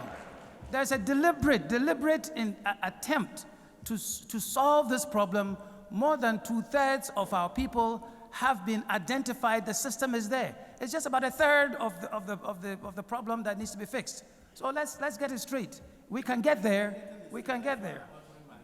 All right. Mr. Soyebo also has a rebuttal. Please do it quick. It's 1 minute. Yes. With the National Electronic Data Infrastructure, in fact, I myself, I picked 3 ministers to Germany on that. And again, the NIA board also, an AMA. Now, the setup at NIA is not, I've proven to this government that the NIA setup lacks certain things that can actually help us to use it as a tool, as a planning tool for our country. Now, we've had investors who are willing to do that because it's self-financing. And again, most governments are afraid of the visibility that the National Electronic Data Infrastructure can give onto us as a nation. If you're able to do that, I think this country will move forward. Just at the click of a button, we'll have solutions to most of the problems that we have, our sanitation and everything. But it's up to the government to do that. Thank you. Thank you very much. We will take a break here, and then when we return, we shall be dealing with one of the most critical aspects of the economy, and that will be the energy sector. And we shall have a rather short period. When we return, you shall also be speaking to programs and policies for export promotion. Ladies and gentlemen, shall we give them a round of applause?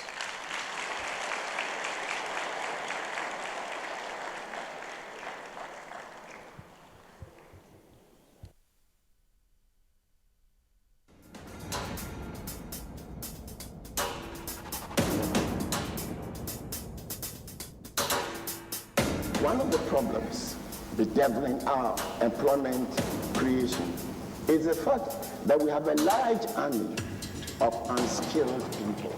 We're committed to increasing the police service of our country, doubling it from 25,000 to 50,000. The cocoa farmer has taught the nation and all the world that when properly motivated, the Ghanaian can produce. We want to bring change, but not just any kind of change. Change that Ghanaians can feel in their pocket.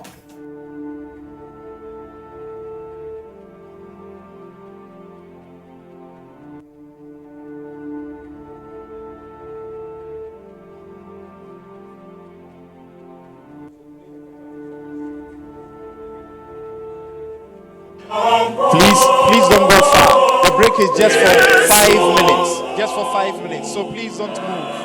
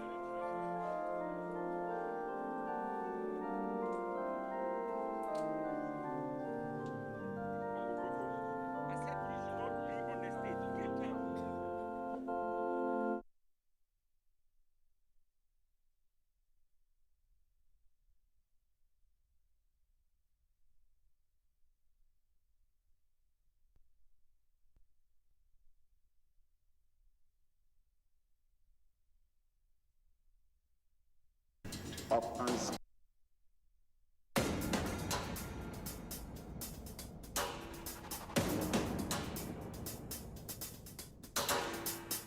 One of the problems bedeviling our employment creation is the fact that we have a large army of unskilled people. We're committed to increasing the police service of our country, doubling it from 25,000 to 50,000. The cocoa farmer has taught the nation and all the world that when properly motivated, the Ghanaian can produce. We want to bring change, but not just any kind of change. Change that Ghanaians can feel in their pockets. And Nana, well done. You gave me some satisfaction as my midfielder.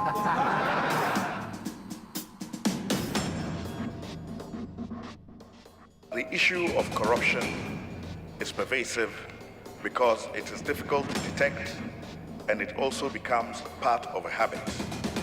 You yourself, of course, must not be corrupt. You yourself should be somebody who can take on the fight because you're not corrupt, have never been, and will not be. Government alone cannot fight corruption. It takes all our people to fight it. We must not just rumor corruption. We must be prepared to stand against corruption. And I think that that is one area in which we are lacking. This first principle, translated to chop, make I chop. You cannot lead the fight against corruption with this mentality.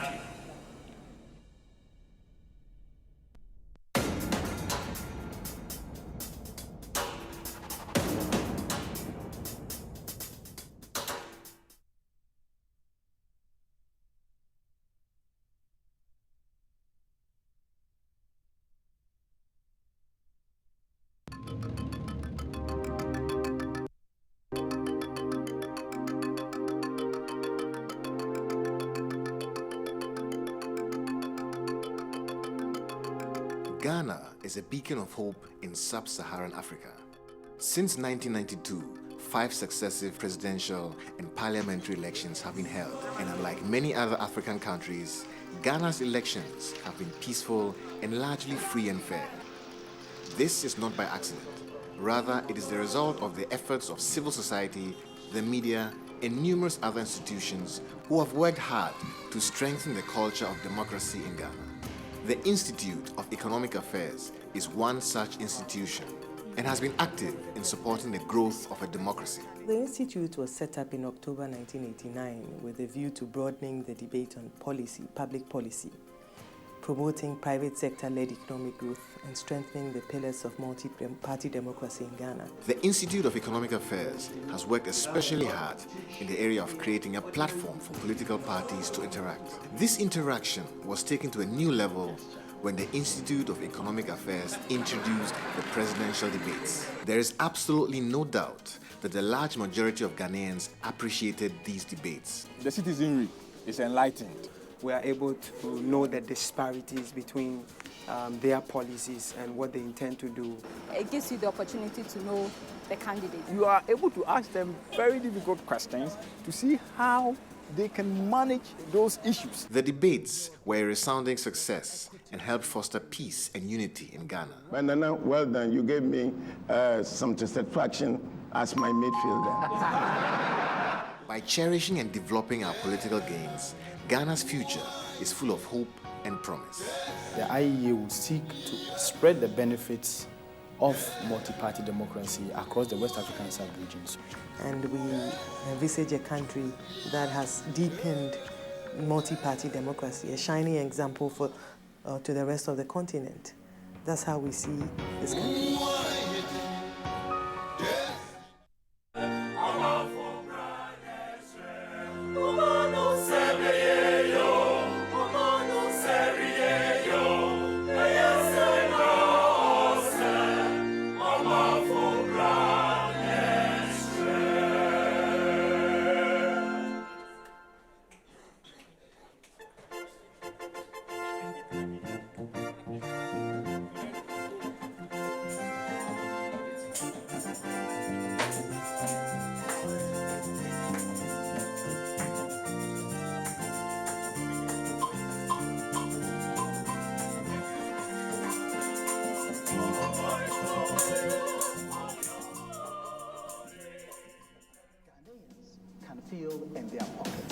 Well done. You gave me some satisfaction as my midfielder.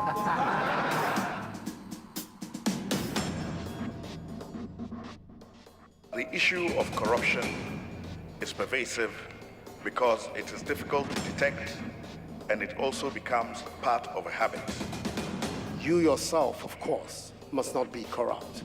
You yourself should be somebody who can take on the fight because you're not corrupt, have never been, and will not be. Government alone cannot fight corruption.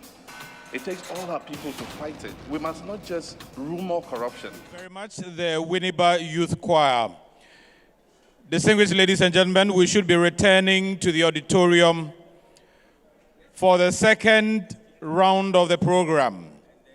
In 2 minutes, we should be starting the second round of the program. If we can all be wrapping up and return to the auditorium in 2 minutes. Thank you.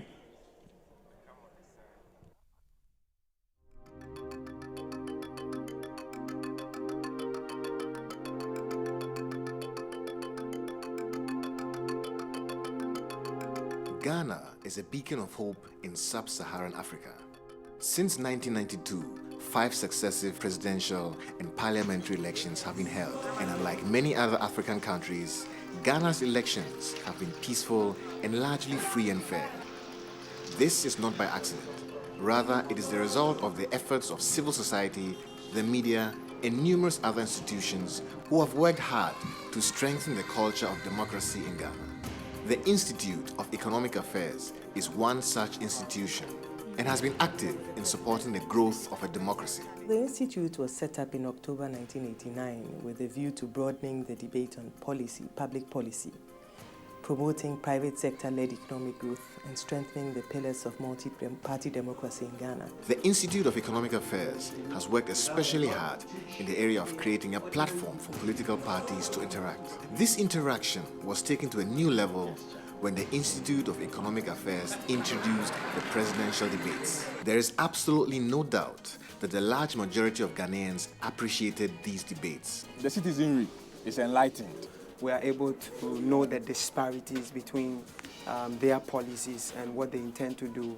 It gives you the opportunity to know the candidate. You are able to ask them very difficult questions to see how they can manage those issues. The debates were a resounding success and helped foster peace and unity in Ghana. Bandana, well done. You gave me some satisfaction as my midfielder.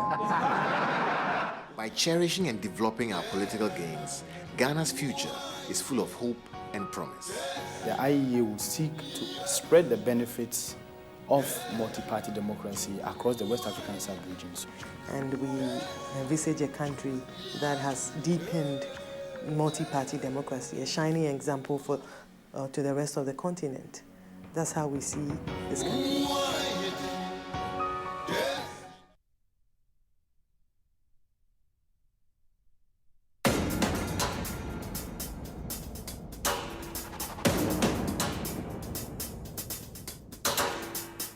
One of the problems bedeviling our employment creation It's the fact that we have a large army of unskilled people. We're committed to increasing the police service of our country, doubling it from 25,000 to 50,000. The cocoa farmer has taught the nation and all the world that when properly motivated, the Ghanaian can produce. We want to bring change, but not just any kind of change. Change that Ghanaians can feel in their pockets. And Nana, well done. You gave me some satisfaction as my midfielder.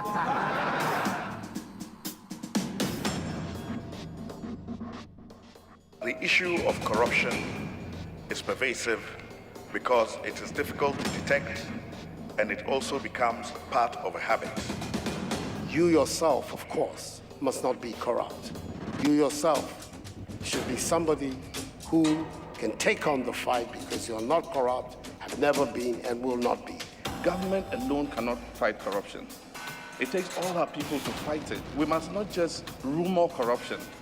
We must be prepared to stand against corruption. And I think that that is one area in which we are lacking. This first principle, translated to chop, make I chop. You cannot lead. Ladies and gentlemen, we should be starting the second round of the program pretty shortly. Our television and radio audience are enjoying some short documentary that should be ending in a couple of seconds. And we will be starting the event. Can we please be taking our seats?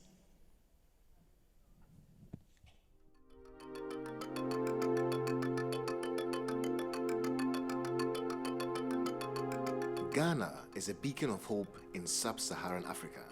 Since 1992, 5 successive presidential and parliamentary elections have been held, and unlike many other African countries, Ghana's elections have been peaceful and largely free and fair.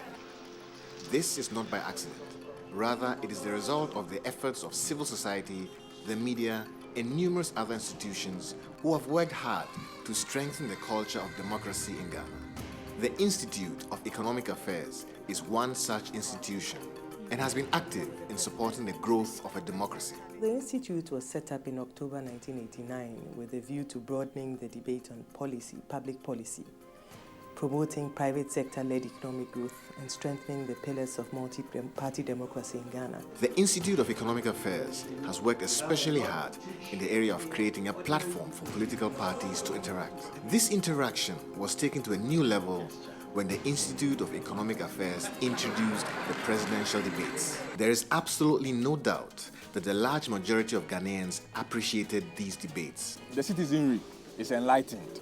We are able to know the disparities between their policies and what they intend to do.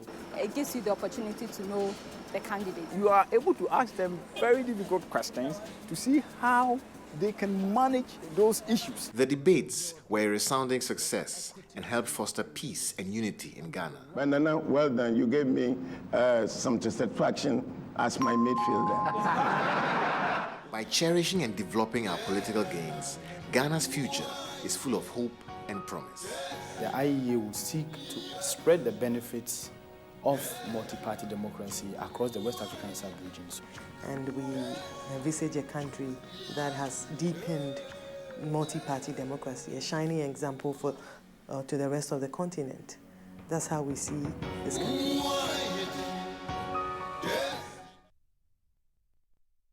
Thank you very much, Your Excellencies, distinguished ladies and gentlemen. Thank you for your patience. Welcome back to the auditorium for the 2016 Iea Presidential Town Hall. I will once again repeat the rules and guidelines for this town hall. Once again, to our extreme left is Dr. Edward Nasigri Mahama, followed by Dr. Papa Kwesi Indum and Mr. Jacob Osei-Yeboah. Each candidate will have exactly 2 minutes to introduce himself.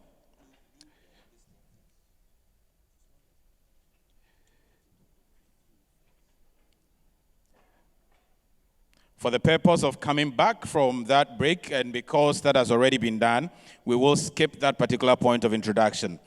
There will be 2 segments again. The first segment will consist of questions from the selected civil society organizations, and questions posed by the selected CSOs will be answered by all the presidential candidates. The questions will be answered in the order of seating, starting from, once again, Dr. Edward Nasegri Mahama. The second segment will consist of up to 5 questions.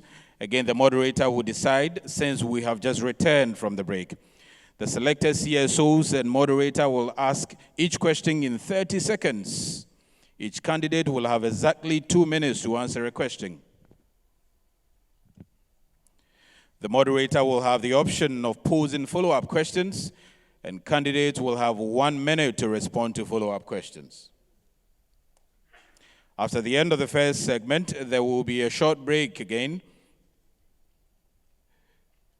And at the end of the event, each presidential candidate shall have 2 minutes to make closing remarks.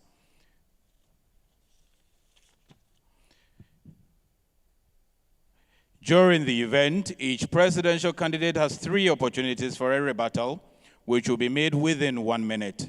And there should be no applause or noise-making of approval or disapproval during the entire event, except at the end of each round.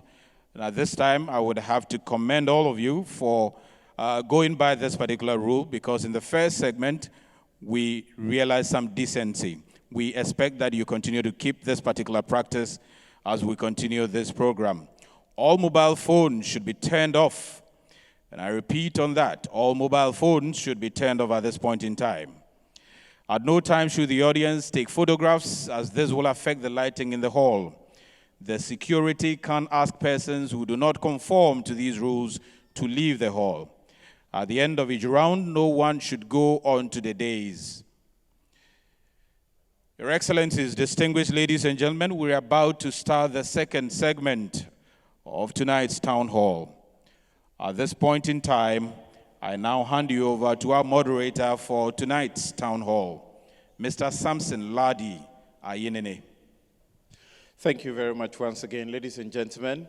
We come to the second segment of the IEA 2016 Town Hall, and we're coming to you live from the Kimpeski Hotel, Gold Coast City in Accra, and this program is live on Metro Television, Multi-TV Digibox, Joy FM, Joy TV, TV3, First Digital, and TV Africa.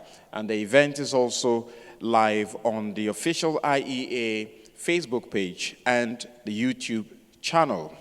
Ladies and gentlemen, shall we begin the next segment? And in the next segment, we'll take 2 substantive questions on energy, and you'll have 3 minutes each to respond to them. You'll have 2 follow-up questions from civil society, and you'll have 1 minute each to respond to them. And we have a final substantive question on export promotion, your policies. Now, Dr. Edward Mahama, you certainly are aware that we were told in 2015 by the Ghana Employers Association that 13,000 jobs were lost as a result in the first 4 months of 2015 as a result of the energy situation dubbed Dumso. You may be aware also that electricity demand, as we know now, is between 10 to 12 per annum, 10 to 12% per annum.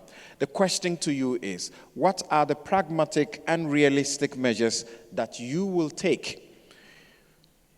put in place in the short, medium, and long term to provide sustainable power for economic growth? Thank you. Thank you very much. The problem of Ghana's energy is not necessarily one of installed capacity. Part of the problem is that even what we have installed, we are not getting the maximum out of it. For example, we know that there are 6 turbines in Akosombo, only 2 are working. Sometimes part of it is the fact that we are not able to get fuel to run the thermal generators. And all of this we have traced to the fact that government is spending over its budget and not necessarily spending on areas that are productive. Energy is energy. You can't replace it with anything. Energy drives the whole economy. And so when you have Dumso, as we have had in the past, you see that businesses collapse. So the short-term or immediate response would be to make sure that we have money to buy the fuel to run the established generating capacity. Also, the PNC administration will negotiate with Burkina Faso. They have put some dams that has reduced the amount of water coming to Akosombo. So Akosombo is not able to generate power from all 6 turbines. We are mostly using 2. So if we generate, and the power that Burkina is getting from the dams that they have put is less than what we can supply them if we are getting power from all 6 turbines. So a negotiation with Burkina will make them release the water, and then we can supply them the power that they need. The other area I know is that we have to have a proper energy mix. That means that we just should not depend on hydro.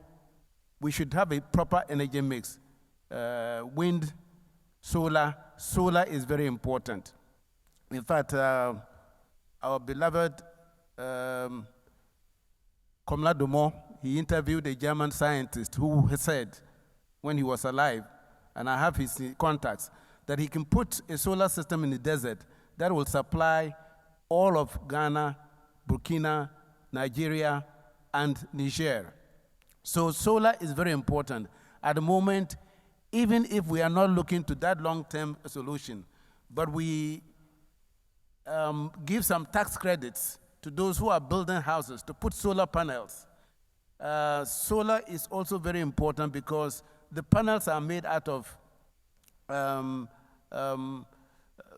silica, and we have a lot of it. So it is possible, Ghana, to get into the solar business just to augment what we are producing. Solar. Thank you, but you have run out of time.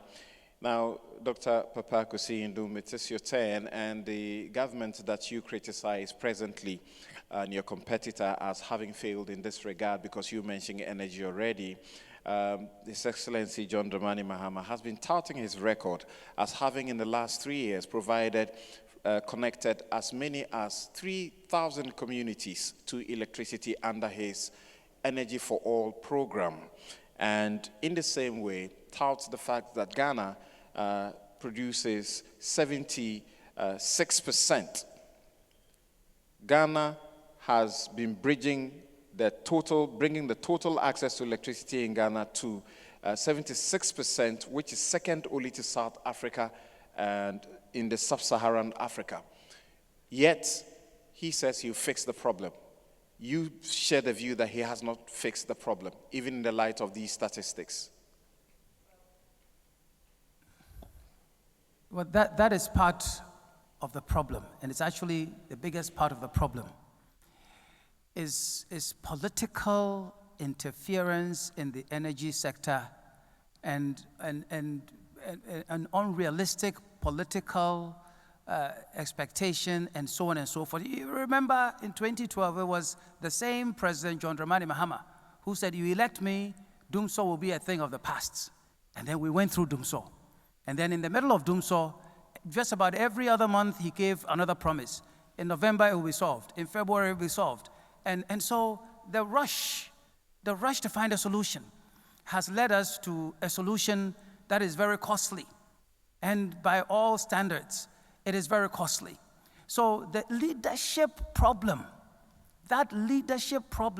has led to the mismanagement in the energy sector as well. And it's not because of the energy players. Look, we had Mr. Ato Ahoy, supported by Dr. Rekrubobi, and then Kandapa, and so on and so forth. They all had good plans and good ideas.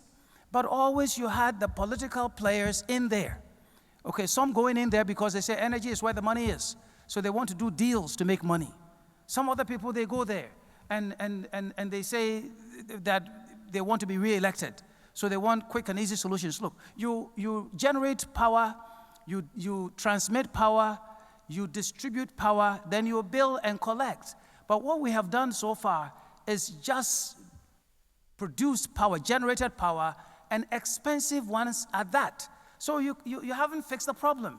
you have solved only one aspect of it, but we have transmission equipment. We have distribution equipment that have been there, some of them since the 1960s, 1970s.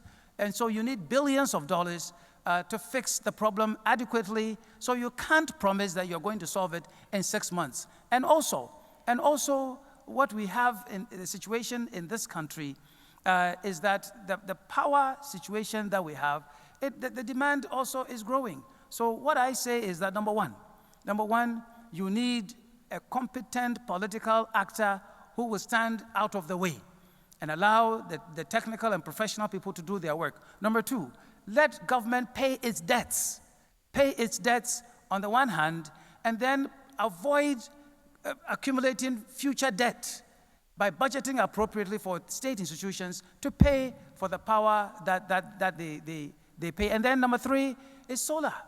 Solar, I have a goal that in 4 years we ought to be able to provide for 10% of our power needs through solar. It is possible, it can be done, it is being done. I've seen an example in Tamale recently, and it is working. So we can solve this problem, but we must solve it without the political part of it.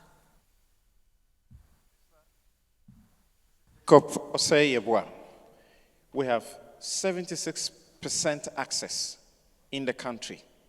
We've connected, as the government says, almost 3,000 communities in 3 years. Yet, that is not sufficient. What do you see is the roadmap? Thank you very much. Energy had to do with the generation and then demand. But in Ghana, the most important thing for us to understand is as to how to conserve energy. And a government policy that intends to actually help with industrialization would have to make sure that the residential tariffs are higher than that of the industry. Now, there are so much wastages in our systems because of, again, the political interference. We have to make sure that the consumers understand the importance of energy and our actions and inactions with regards to its effects on our nation. So what we need to do is that in the short term, we need to go by the energy conservation method. That is the way forward. When the president wanted to bring in car power and Ameri, I wrote a letter to him that it's not going to solve the problem. It's rather going to increase, because the fuel cost alone was going to cost us, in my earlier analysis, was over $7 million. And as a country, we can't afford that.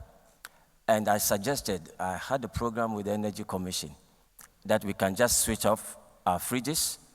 And we did that experimentation in 2014 during the World Cup. And we could save about 70 megawatts a day. Together with my mates, we brought up a device that can help conserve about 200 megawatts without any cost of it. But the government did not implement it. But as to how, I can't really think far. So the first thing is about the energy conservation and the efficiency to make sure that we reduce. Again, in Ghana, we are moving from the CFL to LEDs, which can again save some amount of energy. In 1994, with my project, I recommended that we actually use the CFL.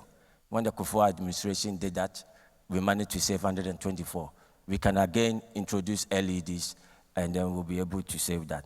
The next is about the generation mix. Biogas. Biogas can serve a dual purpose of our sanitation problems and at the same time giving us energy.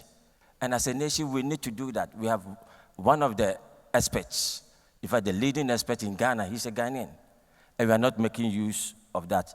So we need these in order to be able to solve the energy problems that we have. We should also bear in mind, it had to do with the ability to pay. Using solar at a higher cost might not necessarily help in industries.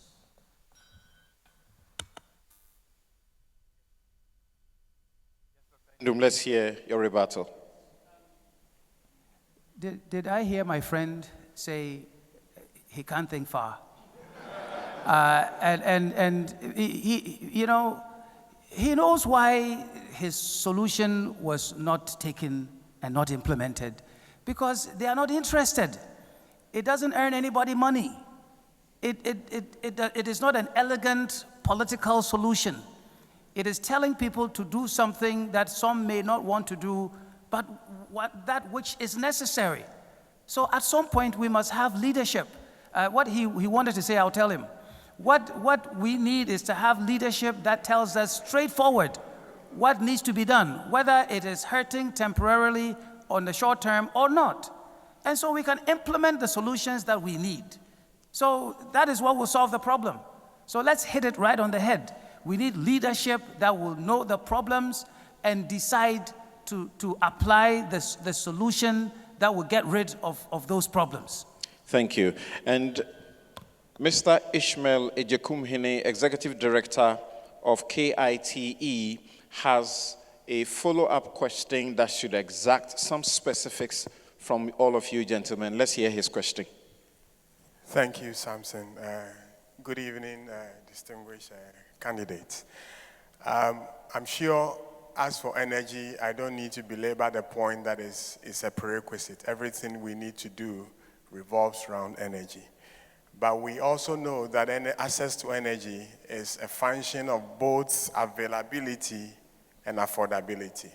So what we went through during Dumso, we didn't have it. Now we have it, but it's also not affordable. And we're all talking about industrialization. So for example, when you look at the non-residential customers, their unit cost is so expensive that the Energy Commission has projected in the 2016 Energy Outlook that it's worth their while to be self-generating. So it's better for them, it's cheaper for them to actually use their own generators instead of relying on the grid. Meanwhile, we're talking about industrialization. So we also know that the price of electricity also affects the profitability as well as the competitiveness of all these industries that we're talking about. I would like each of you to tell us how you're going to make electricity affordable to non-residential customers. I'm not talking about residential customers, non-residential customers, without endangering the financial integrity of our power utilities. Thank you.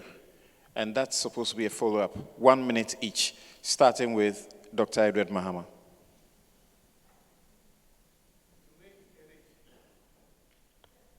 To make energy affordable, we need to reduce the price of energy itself and also increase the wages of people. I have a feeling that Ghanaian workers are paid very, very minimal amount, and that is also because productivity is low. To increase the availability of power, we have advocated waste to energy to add more, because we are a nation that is said to be the 7th dirtiest nation in the world. So it means we have the resource, the garbage, to generate the power. And if we are generating power from the garbage we are producing, it cannot be that expensive. So for me, waste to energy is one way, improving the wages of people so that they'll have ability to pay. And these are two areas that I would look at. That's why we are talking of unemployment. These unemployed people cannot pay anything, but they also use power. So when you give them employment, they're in a position to pay their bills. Thank you. Dr. Papa Kosi Indom, you've been a former minister in this sector before. Well, to reduce the costs of power to the non-domestic user, in the short term, it will be tough, because the Mahama administration has socked us with high taxes and also high costs, the generation facilities that come at a high cost. So that you cannot just go and get rid of them. Otherwise, you get into those, I forget what they call them, the problem of litigation for people to come and say that you have unnecessarily abrogated their contract. So we are stuck with those things. So the first thing that you can do, and perhaps the only thing you can do in the very short term, is to reduce the tax element. If you reduce the tax element, the cost will go down for them. The second thing that you can do is to give them tax incentives so they can go to solar and other off-grid solutions. Thank you. Mr. Jacob Osei-Abua. First and foremost, our tariffs are not competitive from the generation companies. If you compare ours, even with our neighboring countries and the rest, as to how we arrive at those figures, it's only heavens that knows. And I think that most of the time, we have to make sure that we do a bit of due diligence in arriving at realistic tariffs that are competitive. Second, for us to allow industries to subsidize residential tariffs shouldn't be the way forward. If you move on to the Southern African countries, we rather have residential tariffs higher than industrial. And that alone inculcates the habit of energy conservation into consumers. And so we need to take both political and deliberate policy in ensuring that we do that. Again, waste to energy will also ensure that we can reduce our level.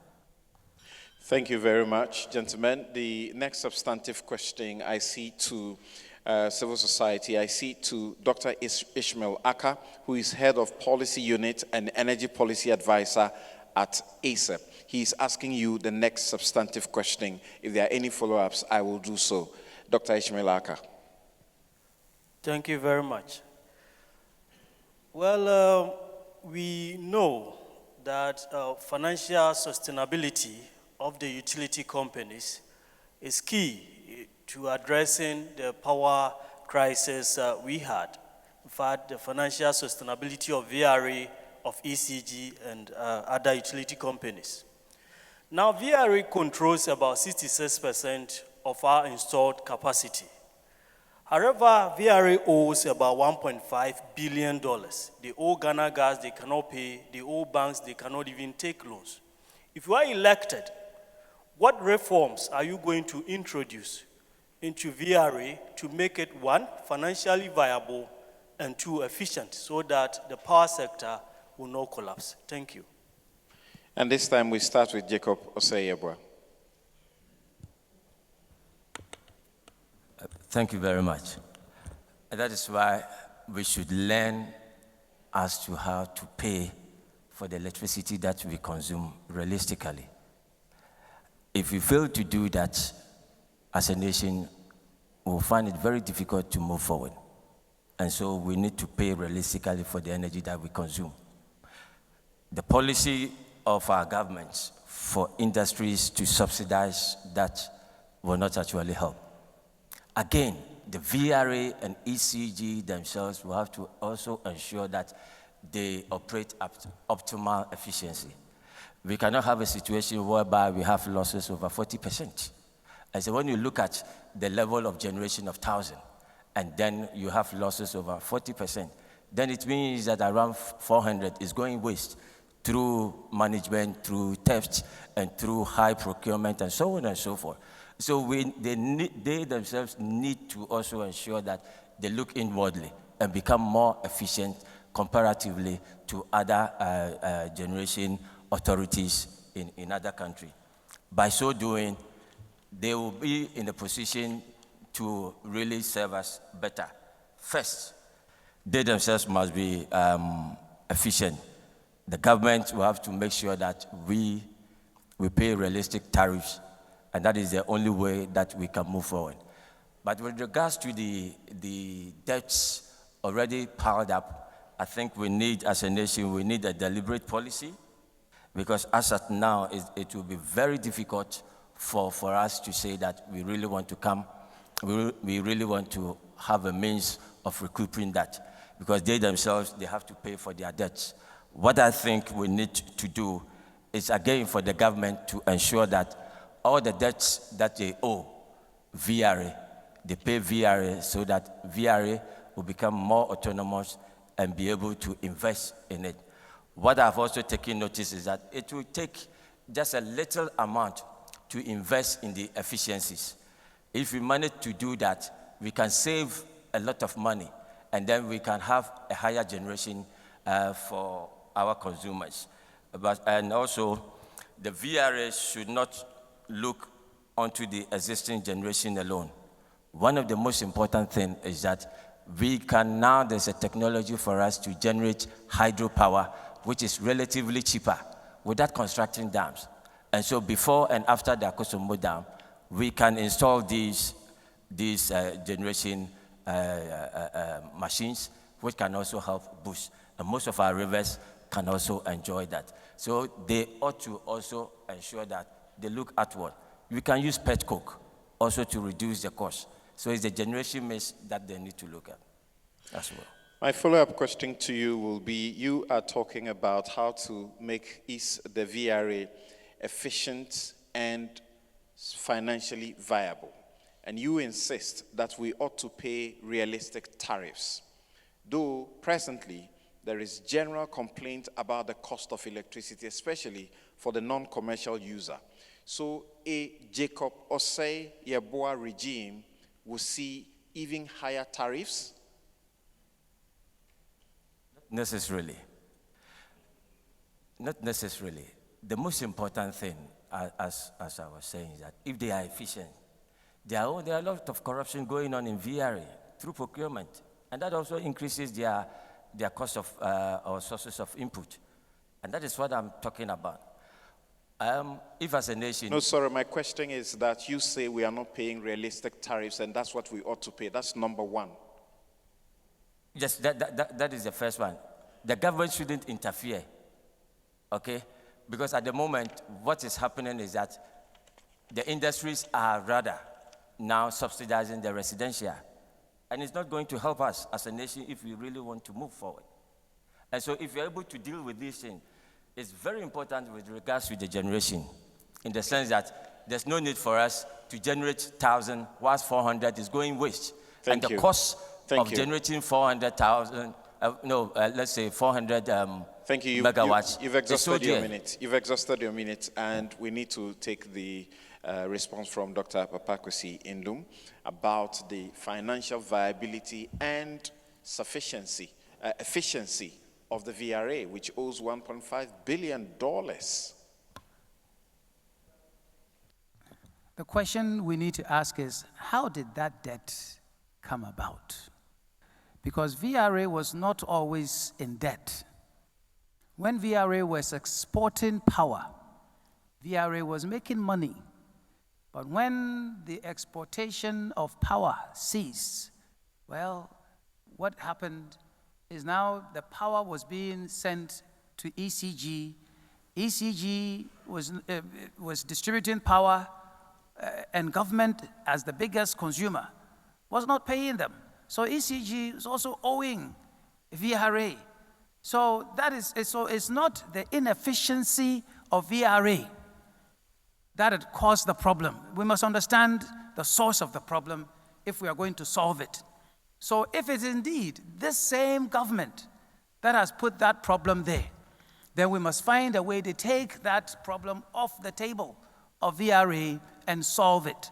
And that would take, I was going to use the word financial engineering, but financial engineering has caused some problem in Ghana that we all know about. So we need to find a good financial solution that will not overburden the consumer once again. So this is that issue, that is the huge issue on the energy sector that must be solved. And it will not be solved with a political solution. Those professional politicians must stand aside, and let's get financial experts and the technical experts to get together to figure out how do we solve that problem, and the right kind of leadership on top to ensure that no professional or politician interferes.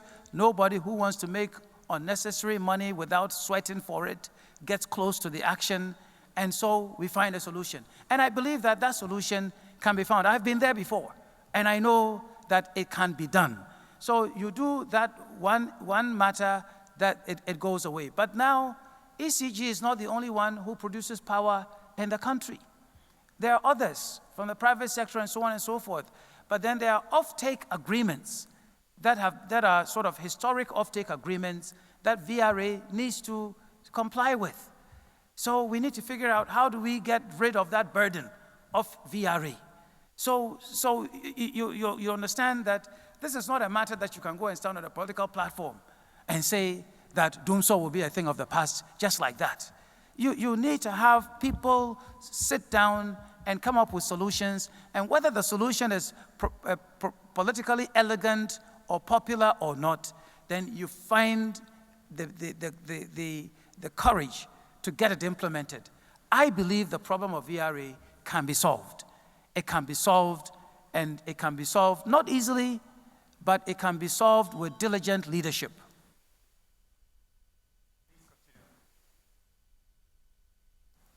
You have a minute. Okay. So if that is indeed the case, then I am saying to you that if you look at how we have appointed the heads of VRA, the people who are supposed to lead, every time somebody comes, they remove whoever is there, and they bring someone who is politically acceptable. So that is part of the political interference in what has been going on, and I'm still, because I have been there, I can tell you confidently that there are people who have been, I'm using the word interference, but I want to use it again, interfering for private profit, political actors, and their private sector collaborators who have been doing this at our expense, and it is ending us to where we are. And so we must have the courage as leaders, and the leader of the country, the president, and with me, Papa Kwesi Nkrumah, as the president, I will have the courage and the knowledge to plug that hole and make sure that we don't go down that negative route again. Thank you. And the follow-up question to you will be, forgive me if I didn't get as much clarity from you as possible as far as that question is concerned. Are you making a commitment to reduce tariffs, make it affordable, and second, still pay VRA's debts?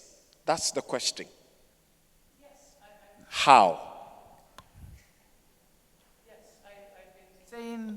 I've been saying over and over and over that yes, we do have money in Ghana, but it is being handed over left and right to all sorts of different people. And those funds that we have, once we are able to get our hands on the money not wasted, we will have money and not have to go through the route of overtaxing the people to solve the debt problem that is there. And we must understand that this hanging debt on our necks in every sector of the economy, it's not just on energy. It is in many other areas. Infrastructure that we are building and not knowing where the money will come from to pay for. It's all going to stand there, and it will affect the president coming, which I hope to be. And so I'm looking at the debt burden as a huge matter that I will need to find good financial experts who are non-political to sit there and let's figure out how do we resolve this matter and resolve it well. Dr. Edward Mahama, how do you propose to pay the humongous debt and still keep VRA sufficient whilst reducing tariffs? Thank you. The problem with VRA, as I understand it, is actually corruption. I say this because political interference that allows VRA to absorb debt, even from private energy producers, because I've been reliably informed that gas meant for VRA, for its thermal plants, sometimes is diverted somewhere else for political reasons. Secondly, VRA and ECG and GRIDCO, all these are agencies that are very inefficient. So if you talk to VRA, they say, oh, ECG owes us. And if you talk to ECG, and ECG says, government owes us. So the debt keeps circling around. You don't know actually where it starts. But it starts with the corruption that is introduced into the system and the inefficiency. For example, ECG, they don't send their bills regularly to even private consumers. So I can understand even how the government debt comes about. So ECG is taking power from VRA, is not efficient in collecting debt, so they cannot pay VRA. VRA goes to the banks and borrows money to buy its inputs, and VRA cannot pay. It's a vicious cycle. And one has to take a bold step in saying, look, VRA, we will pay this debt for you by making sure that every government institution is paying ECG, so that ECG doesn't have to owe VRA all the money they owe. And VRA itself has to become efficient and stop wasting government money, because you see VRA, their employees, and ECG, their employees, they're the better paid people in Ghana, yet they're not efficient. So if you are paying them to be productive, fine. But we pay them and they are not productive. The same thing happened with TOR. All these energy sectors are all interlinked, and it's the corruption that is the main thing that I see. So if you can plug the corruption in these agencies, VRA will be able to recover. And as I said before, if we can get VRA to use all 6 turbines, it'll be producing more energy, and maybe instead of importing energy from Cote d'Ivoire, we will now export. And once we are exporting energy from VRA, we should be able to do well with paying its debts. So productivity is one of the key areas for VRA to get out of its debt. Thank you very much. And your very final question for all of you is what your export promotion policy will be. What will you do to ensure that Ghana's exports, which are mainly in its raw state, enjoy value addition to offset any fluctuations in world commodity prices? And that will start with Dr. Papakwesi. Let me be very clear. I am not interested in this raw material export business. Just simply not interested. The converse of it is that I'm also not interested in this no-holds-bar importation of any and everything that someone wants to bring to Ghana. So what's my solution? My solution is this, is that what it is that we produce in Ghana. Let me start with the very basic fundamentals. Yam. Why should I want to go and do non-traditional export of yam? I want to process the yam into yam chips, just like in Ghana we now eat potato chips. Yam chips, I have priced the cost of a factory to produce yam chips, and you can have yam chip production factories in Brongahafo in the northern region, and it is feasible and it can be done. If it is maize, we shouldn't just go to Nika Nika every now and then. We can have the processing factories. That I lived in a small town, less than 2,000 people in the US, and because they are corn growing people in that community, they had two corn processing factories there. Whatever the farmer produces is bought, and therefore we solve the problem of having a market. And when they have a surplus, then they ship those surpluses to us. And when there's even a surplus in terms of the raw material, the American government buys it, stores it, and when we Africans become poorer and we have difficulties, that's what they send to us as aid.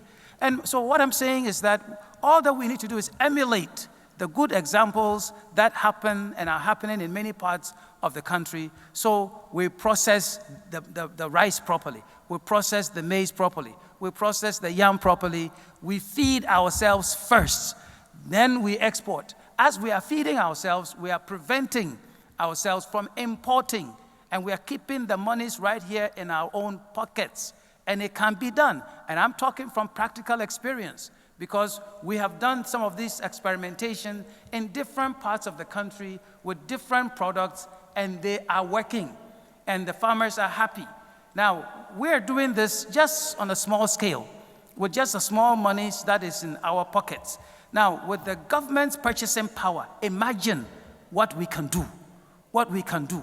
So when we say export. I'm saying my priority is not exporting anything in its raw form. My priority is processing what we have, using states' purchasing power to provide a market in Ghana, and the state's authority to prevent the things that are being dumped here from coming.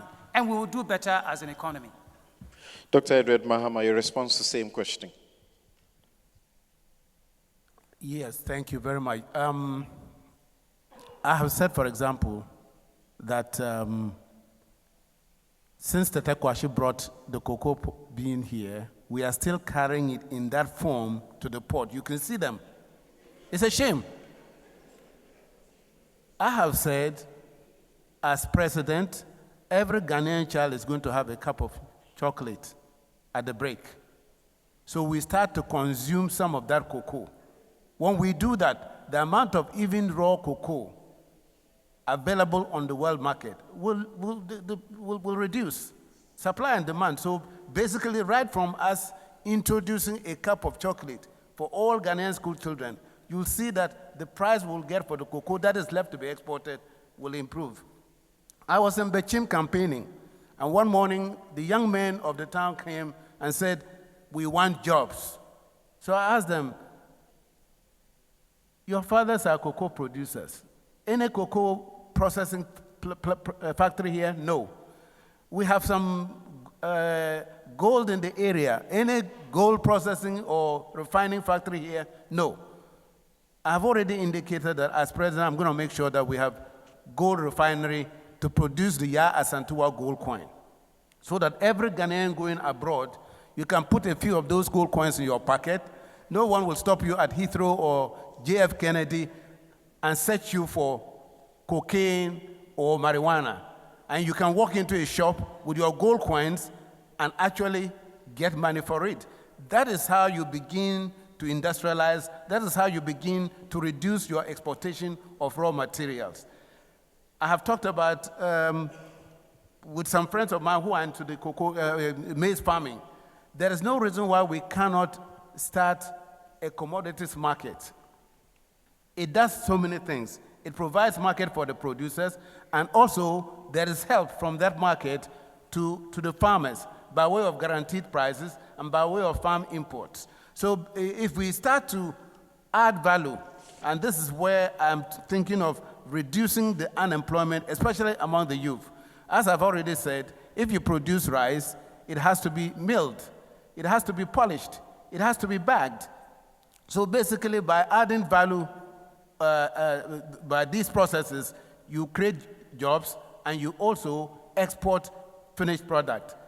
In 1976, we were exporting rice and we're also exporting maize. Today, we cannot even feed ourselves. We have to import. So I come back to the major issue that I see about our nation, productivity. And when you have produced, you have to add value to it. We shouldn't continue to export gold the way we did 500 years ago. Neither should we do that with cocoa. Mr. Jacob Osayabwa, same question to you. There are many facets when it comes to exporting. You need to look at, if you want to add value, you need to look at the cost of transforming the raw material into the added goods. Here we are in Ghana now. We are now even importing onions from Burkina Faso. And so you ask, where do we sit as a nation? Before, we also need to look at the country-specific advantages. And that is why always we have to make sure that we industrialize from the natural resources that we have. If we can actually industrialize from that, then as a nation, we'll become more competitive if we want to export. Again, if part of our sources of input is actually imported, in order for us to be able to transform even the raw materials that we have, then sometimes it could be even cheaper for you to import than exporting. And that is why we have this phenomenon of offshoring, something which also affected the developed countries. Like US, they can design everything, but they have to go to China and manufacture it because the cost of labor and input over there is so high. So as a nation, we need to make sure that we take a detailed analysis of it, look at those products that we can actually add value to it competitively, something that we can create inwardly. Because if you cannot add value and become more competitive, there's not going to be market for your product out there in the world. And so we have to make sure and do detailed analysis of the cost of transforming our raw materials. And again, when we look inwards, we'll be able to come out with export policies and know those items, those products that we can actually export competitively and know those that we can import. And that is why there's always a trade balance that you need to look at. But it's up to the experts for us to sit down and make sure that can we actually transform even our cocoa into chocolate cheaper than what the US can actually export to us. These are the fundamental questions that as a country we need to look at and make sure that we'll be able to beat it downwards, and then we can have a proper export policy of those materials that we can actually export. We need to look at technology. We don't have most of this technology with us, and the costs of these technologies are with the other economies out there. And that is why we need to take a very critical look at all of these and make sure that where can we add value competitively into the world. Thank you very much, gentlemen. You have 2 minutes each to give us your very closing remarks. And I start with you, Mr. Jacob Osebwa. 2 minutes. Thank you, Ghana. It's been a privilege for the IEA organizing this town hall encounter. It was rather unfortunate that my spirit was a bit down because of the fact that we do not have the president or the government with us, and then the largest opposition also with us. And because of that, it was very difficult coming out with those issues. But as a nation, we need to take a very critical look at where we are heading towards. I believe that all-inclusive governance is something that can help us move forward. Corruption, as we've been talking about, we need to rather strengthen our institutions in dealing with corruption. Because Ghana, we've even gone to the extent of giving people firing squad because of 50 cities. But yet, corruption has grown from Kalabule to Gangantuan. And so there's the need for us as a nation to really sit down and critically strengthen our institutions. As a nation, we also have to make sure that critically we will industrialize based on the natural resources that we have. By so doing, we'll be able to create a lot of employment for our teeming youth. The ethnicity that some politicians are capitalizing on in order to polarize that, we can look at it from business point of view, okay, and create jobs out of that through tourism, which can actually help us to rather learn about one another's culture and tradition in order to create wealth through tourism rather than trying to destroy one another. It's very important as a nation at this point in time. We don't know what lies ahead of us, whether we are going to destroy ourselves because of these two political parties. Let's vote them out. Thank you. Dr. Papa Kwesi Indum, speak directly to the nation.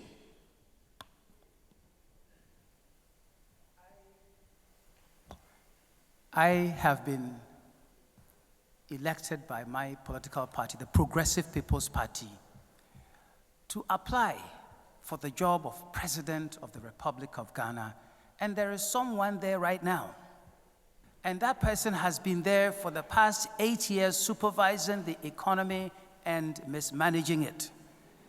High debt, doomsor, unemployment, our people not passing their BEC examination, and so on and so on. So the point is that we need a change. And I am asking Ghanaians to give us the opportunity to solve this problem that is there. And the solution that we are putting on the table, we will unite the country.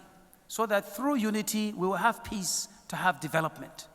We will use inclusiveness, get the best people regardless of religion, ethnicity, or political party affiliation, so we can solve the problems that we have.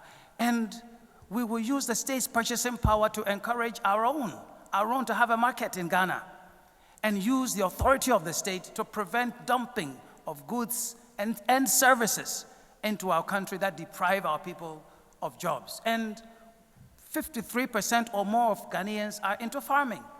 So we will not just say we're going to mechanize. We'll provide the farmers with a market. I have already talked about the rice farmers, the yam farmers, and so on and so forth. We will do that, but we will do all of it by also solving the problem of corruption so that we save money, so that we don't overburden our people with taxes. And what I am saying is that by the grace of God, Papa Kwesi, I've been able to do something through education and hard work. I want to put that experience to work for the benefit of millions of Ghanaians. Dr. Edward Mahama, let's hear your message. As I always keep saying, good and visionary leadership, coupled with discipline, integrity, honesty, will be the underpinning pillars of my leadership or presidency. I have come to you before. In fact, this is my 5th time.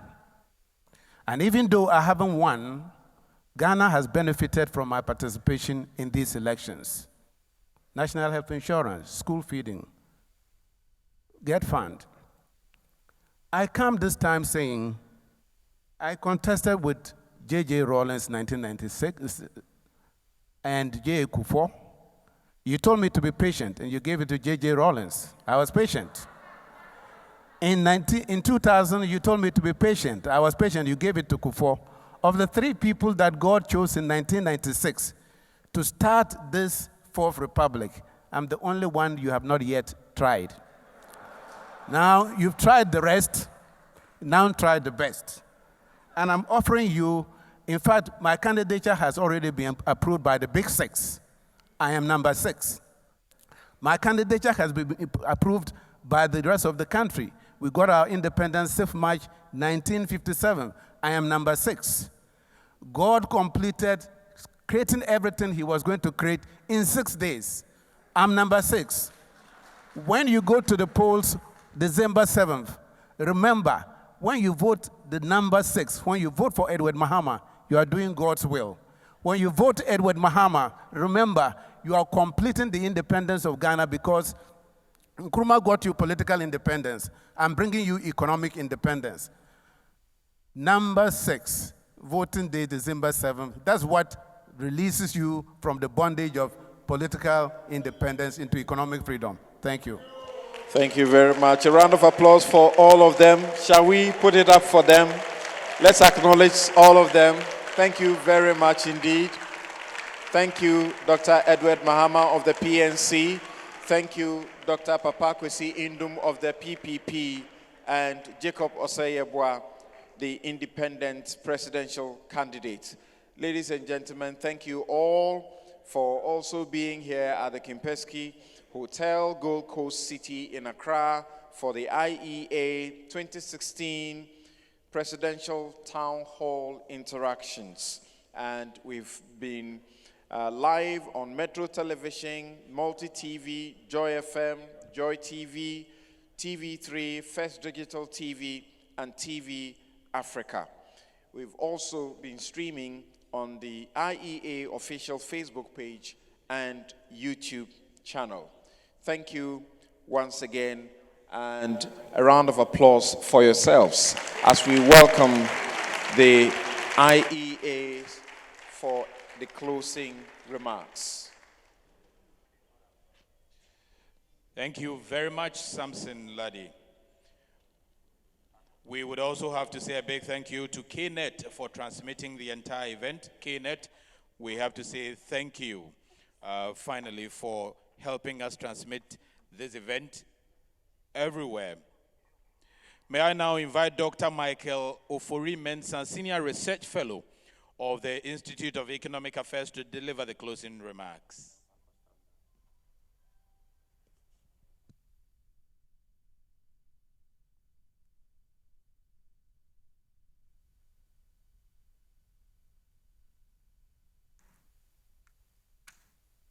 Distinguished ladies and gentlemen, I'm sure you'll all agree with me that tonight's IEA Presidential Town Hall has explored a broad range of issues pertinent to the governance and development of Ghana. It is the IEA's hope that in the coming days, the policy issues outlined here will go on to frame the election campaign process. So at this point, may I take this opportunity to thank our presidential candidates here for coming to share their visions with us and also to answer to the concerns of Ghanaians. And to you, our audience here at the Kempinski Hotel, as well as the viewers and listeners at home and abroad, we thank you for the privilege of your time. The next IEA election event will be the second presidential town hall, which takes place on the 29th of November. And this will be at the Best Western Plus Atlantic Hotel in Takoradi. The second presidential town hall will similarly be broadcast live on radio and TV. It will also be streamed live on the IEA's Facebook page, as well as the YouTube channel. So we hope you'll join us then in person, on air, or online. So until then, have a good night, and may God continue to bless our homeland, Ghana. Thank you.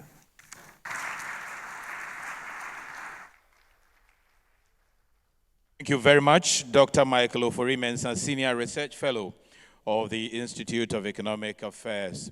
Respectfully, I will invite Apostle Dr. Opoku Onyina, President of the Ghana Pentecostal and Charismatic Council, to offer the closing prayer.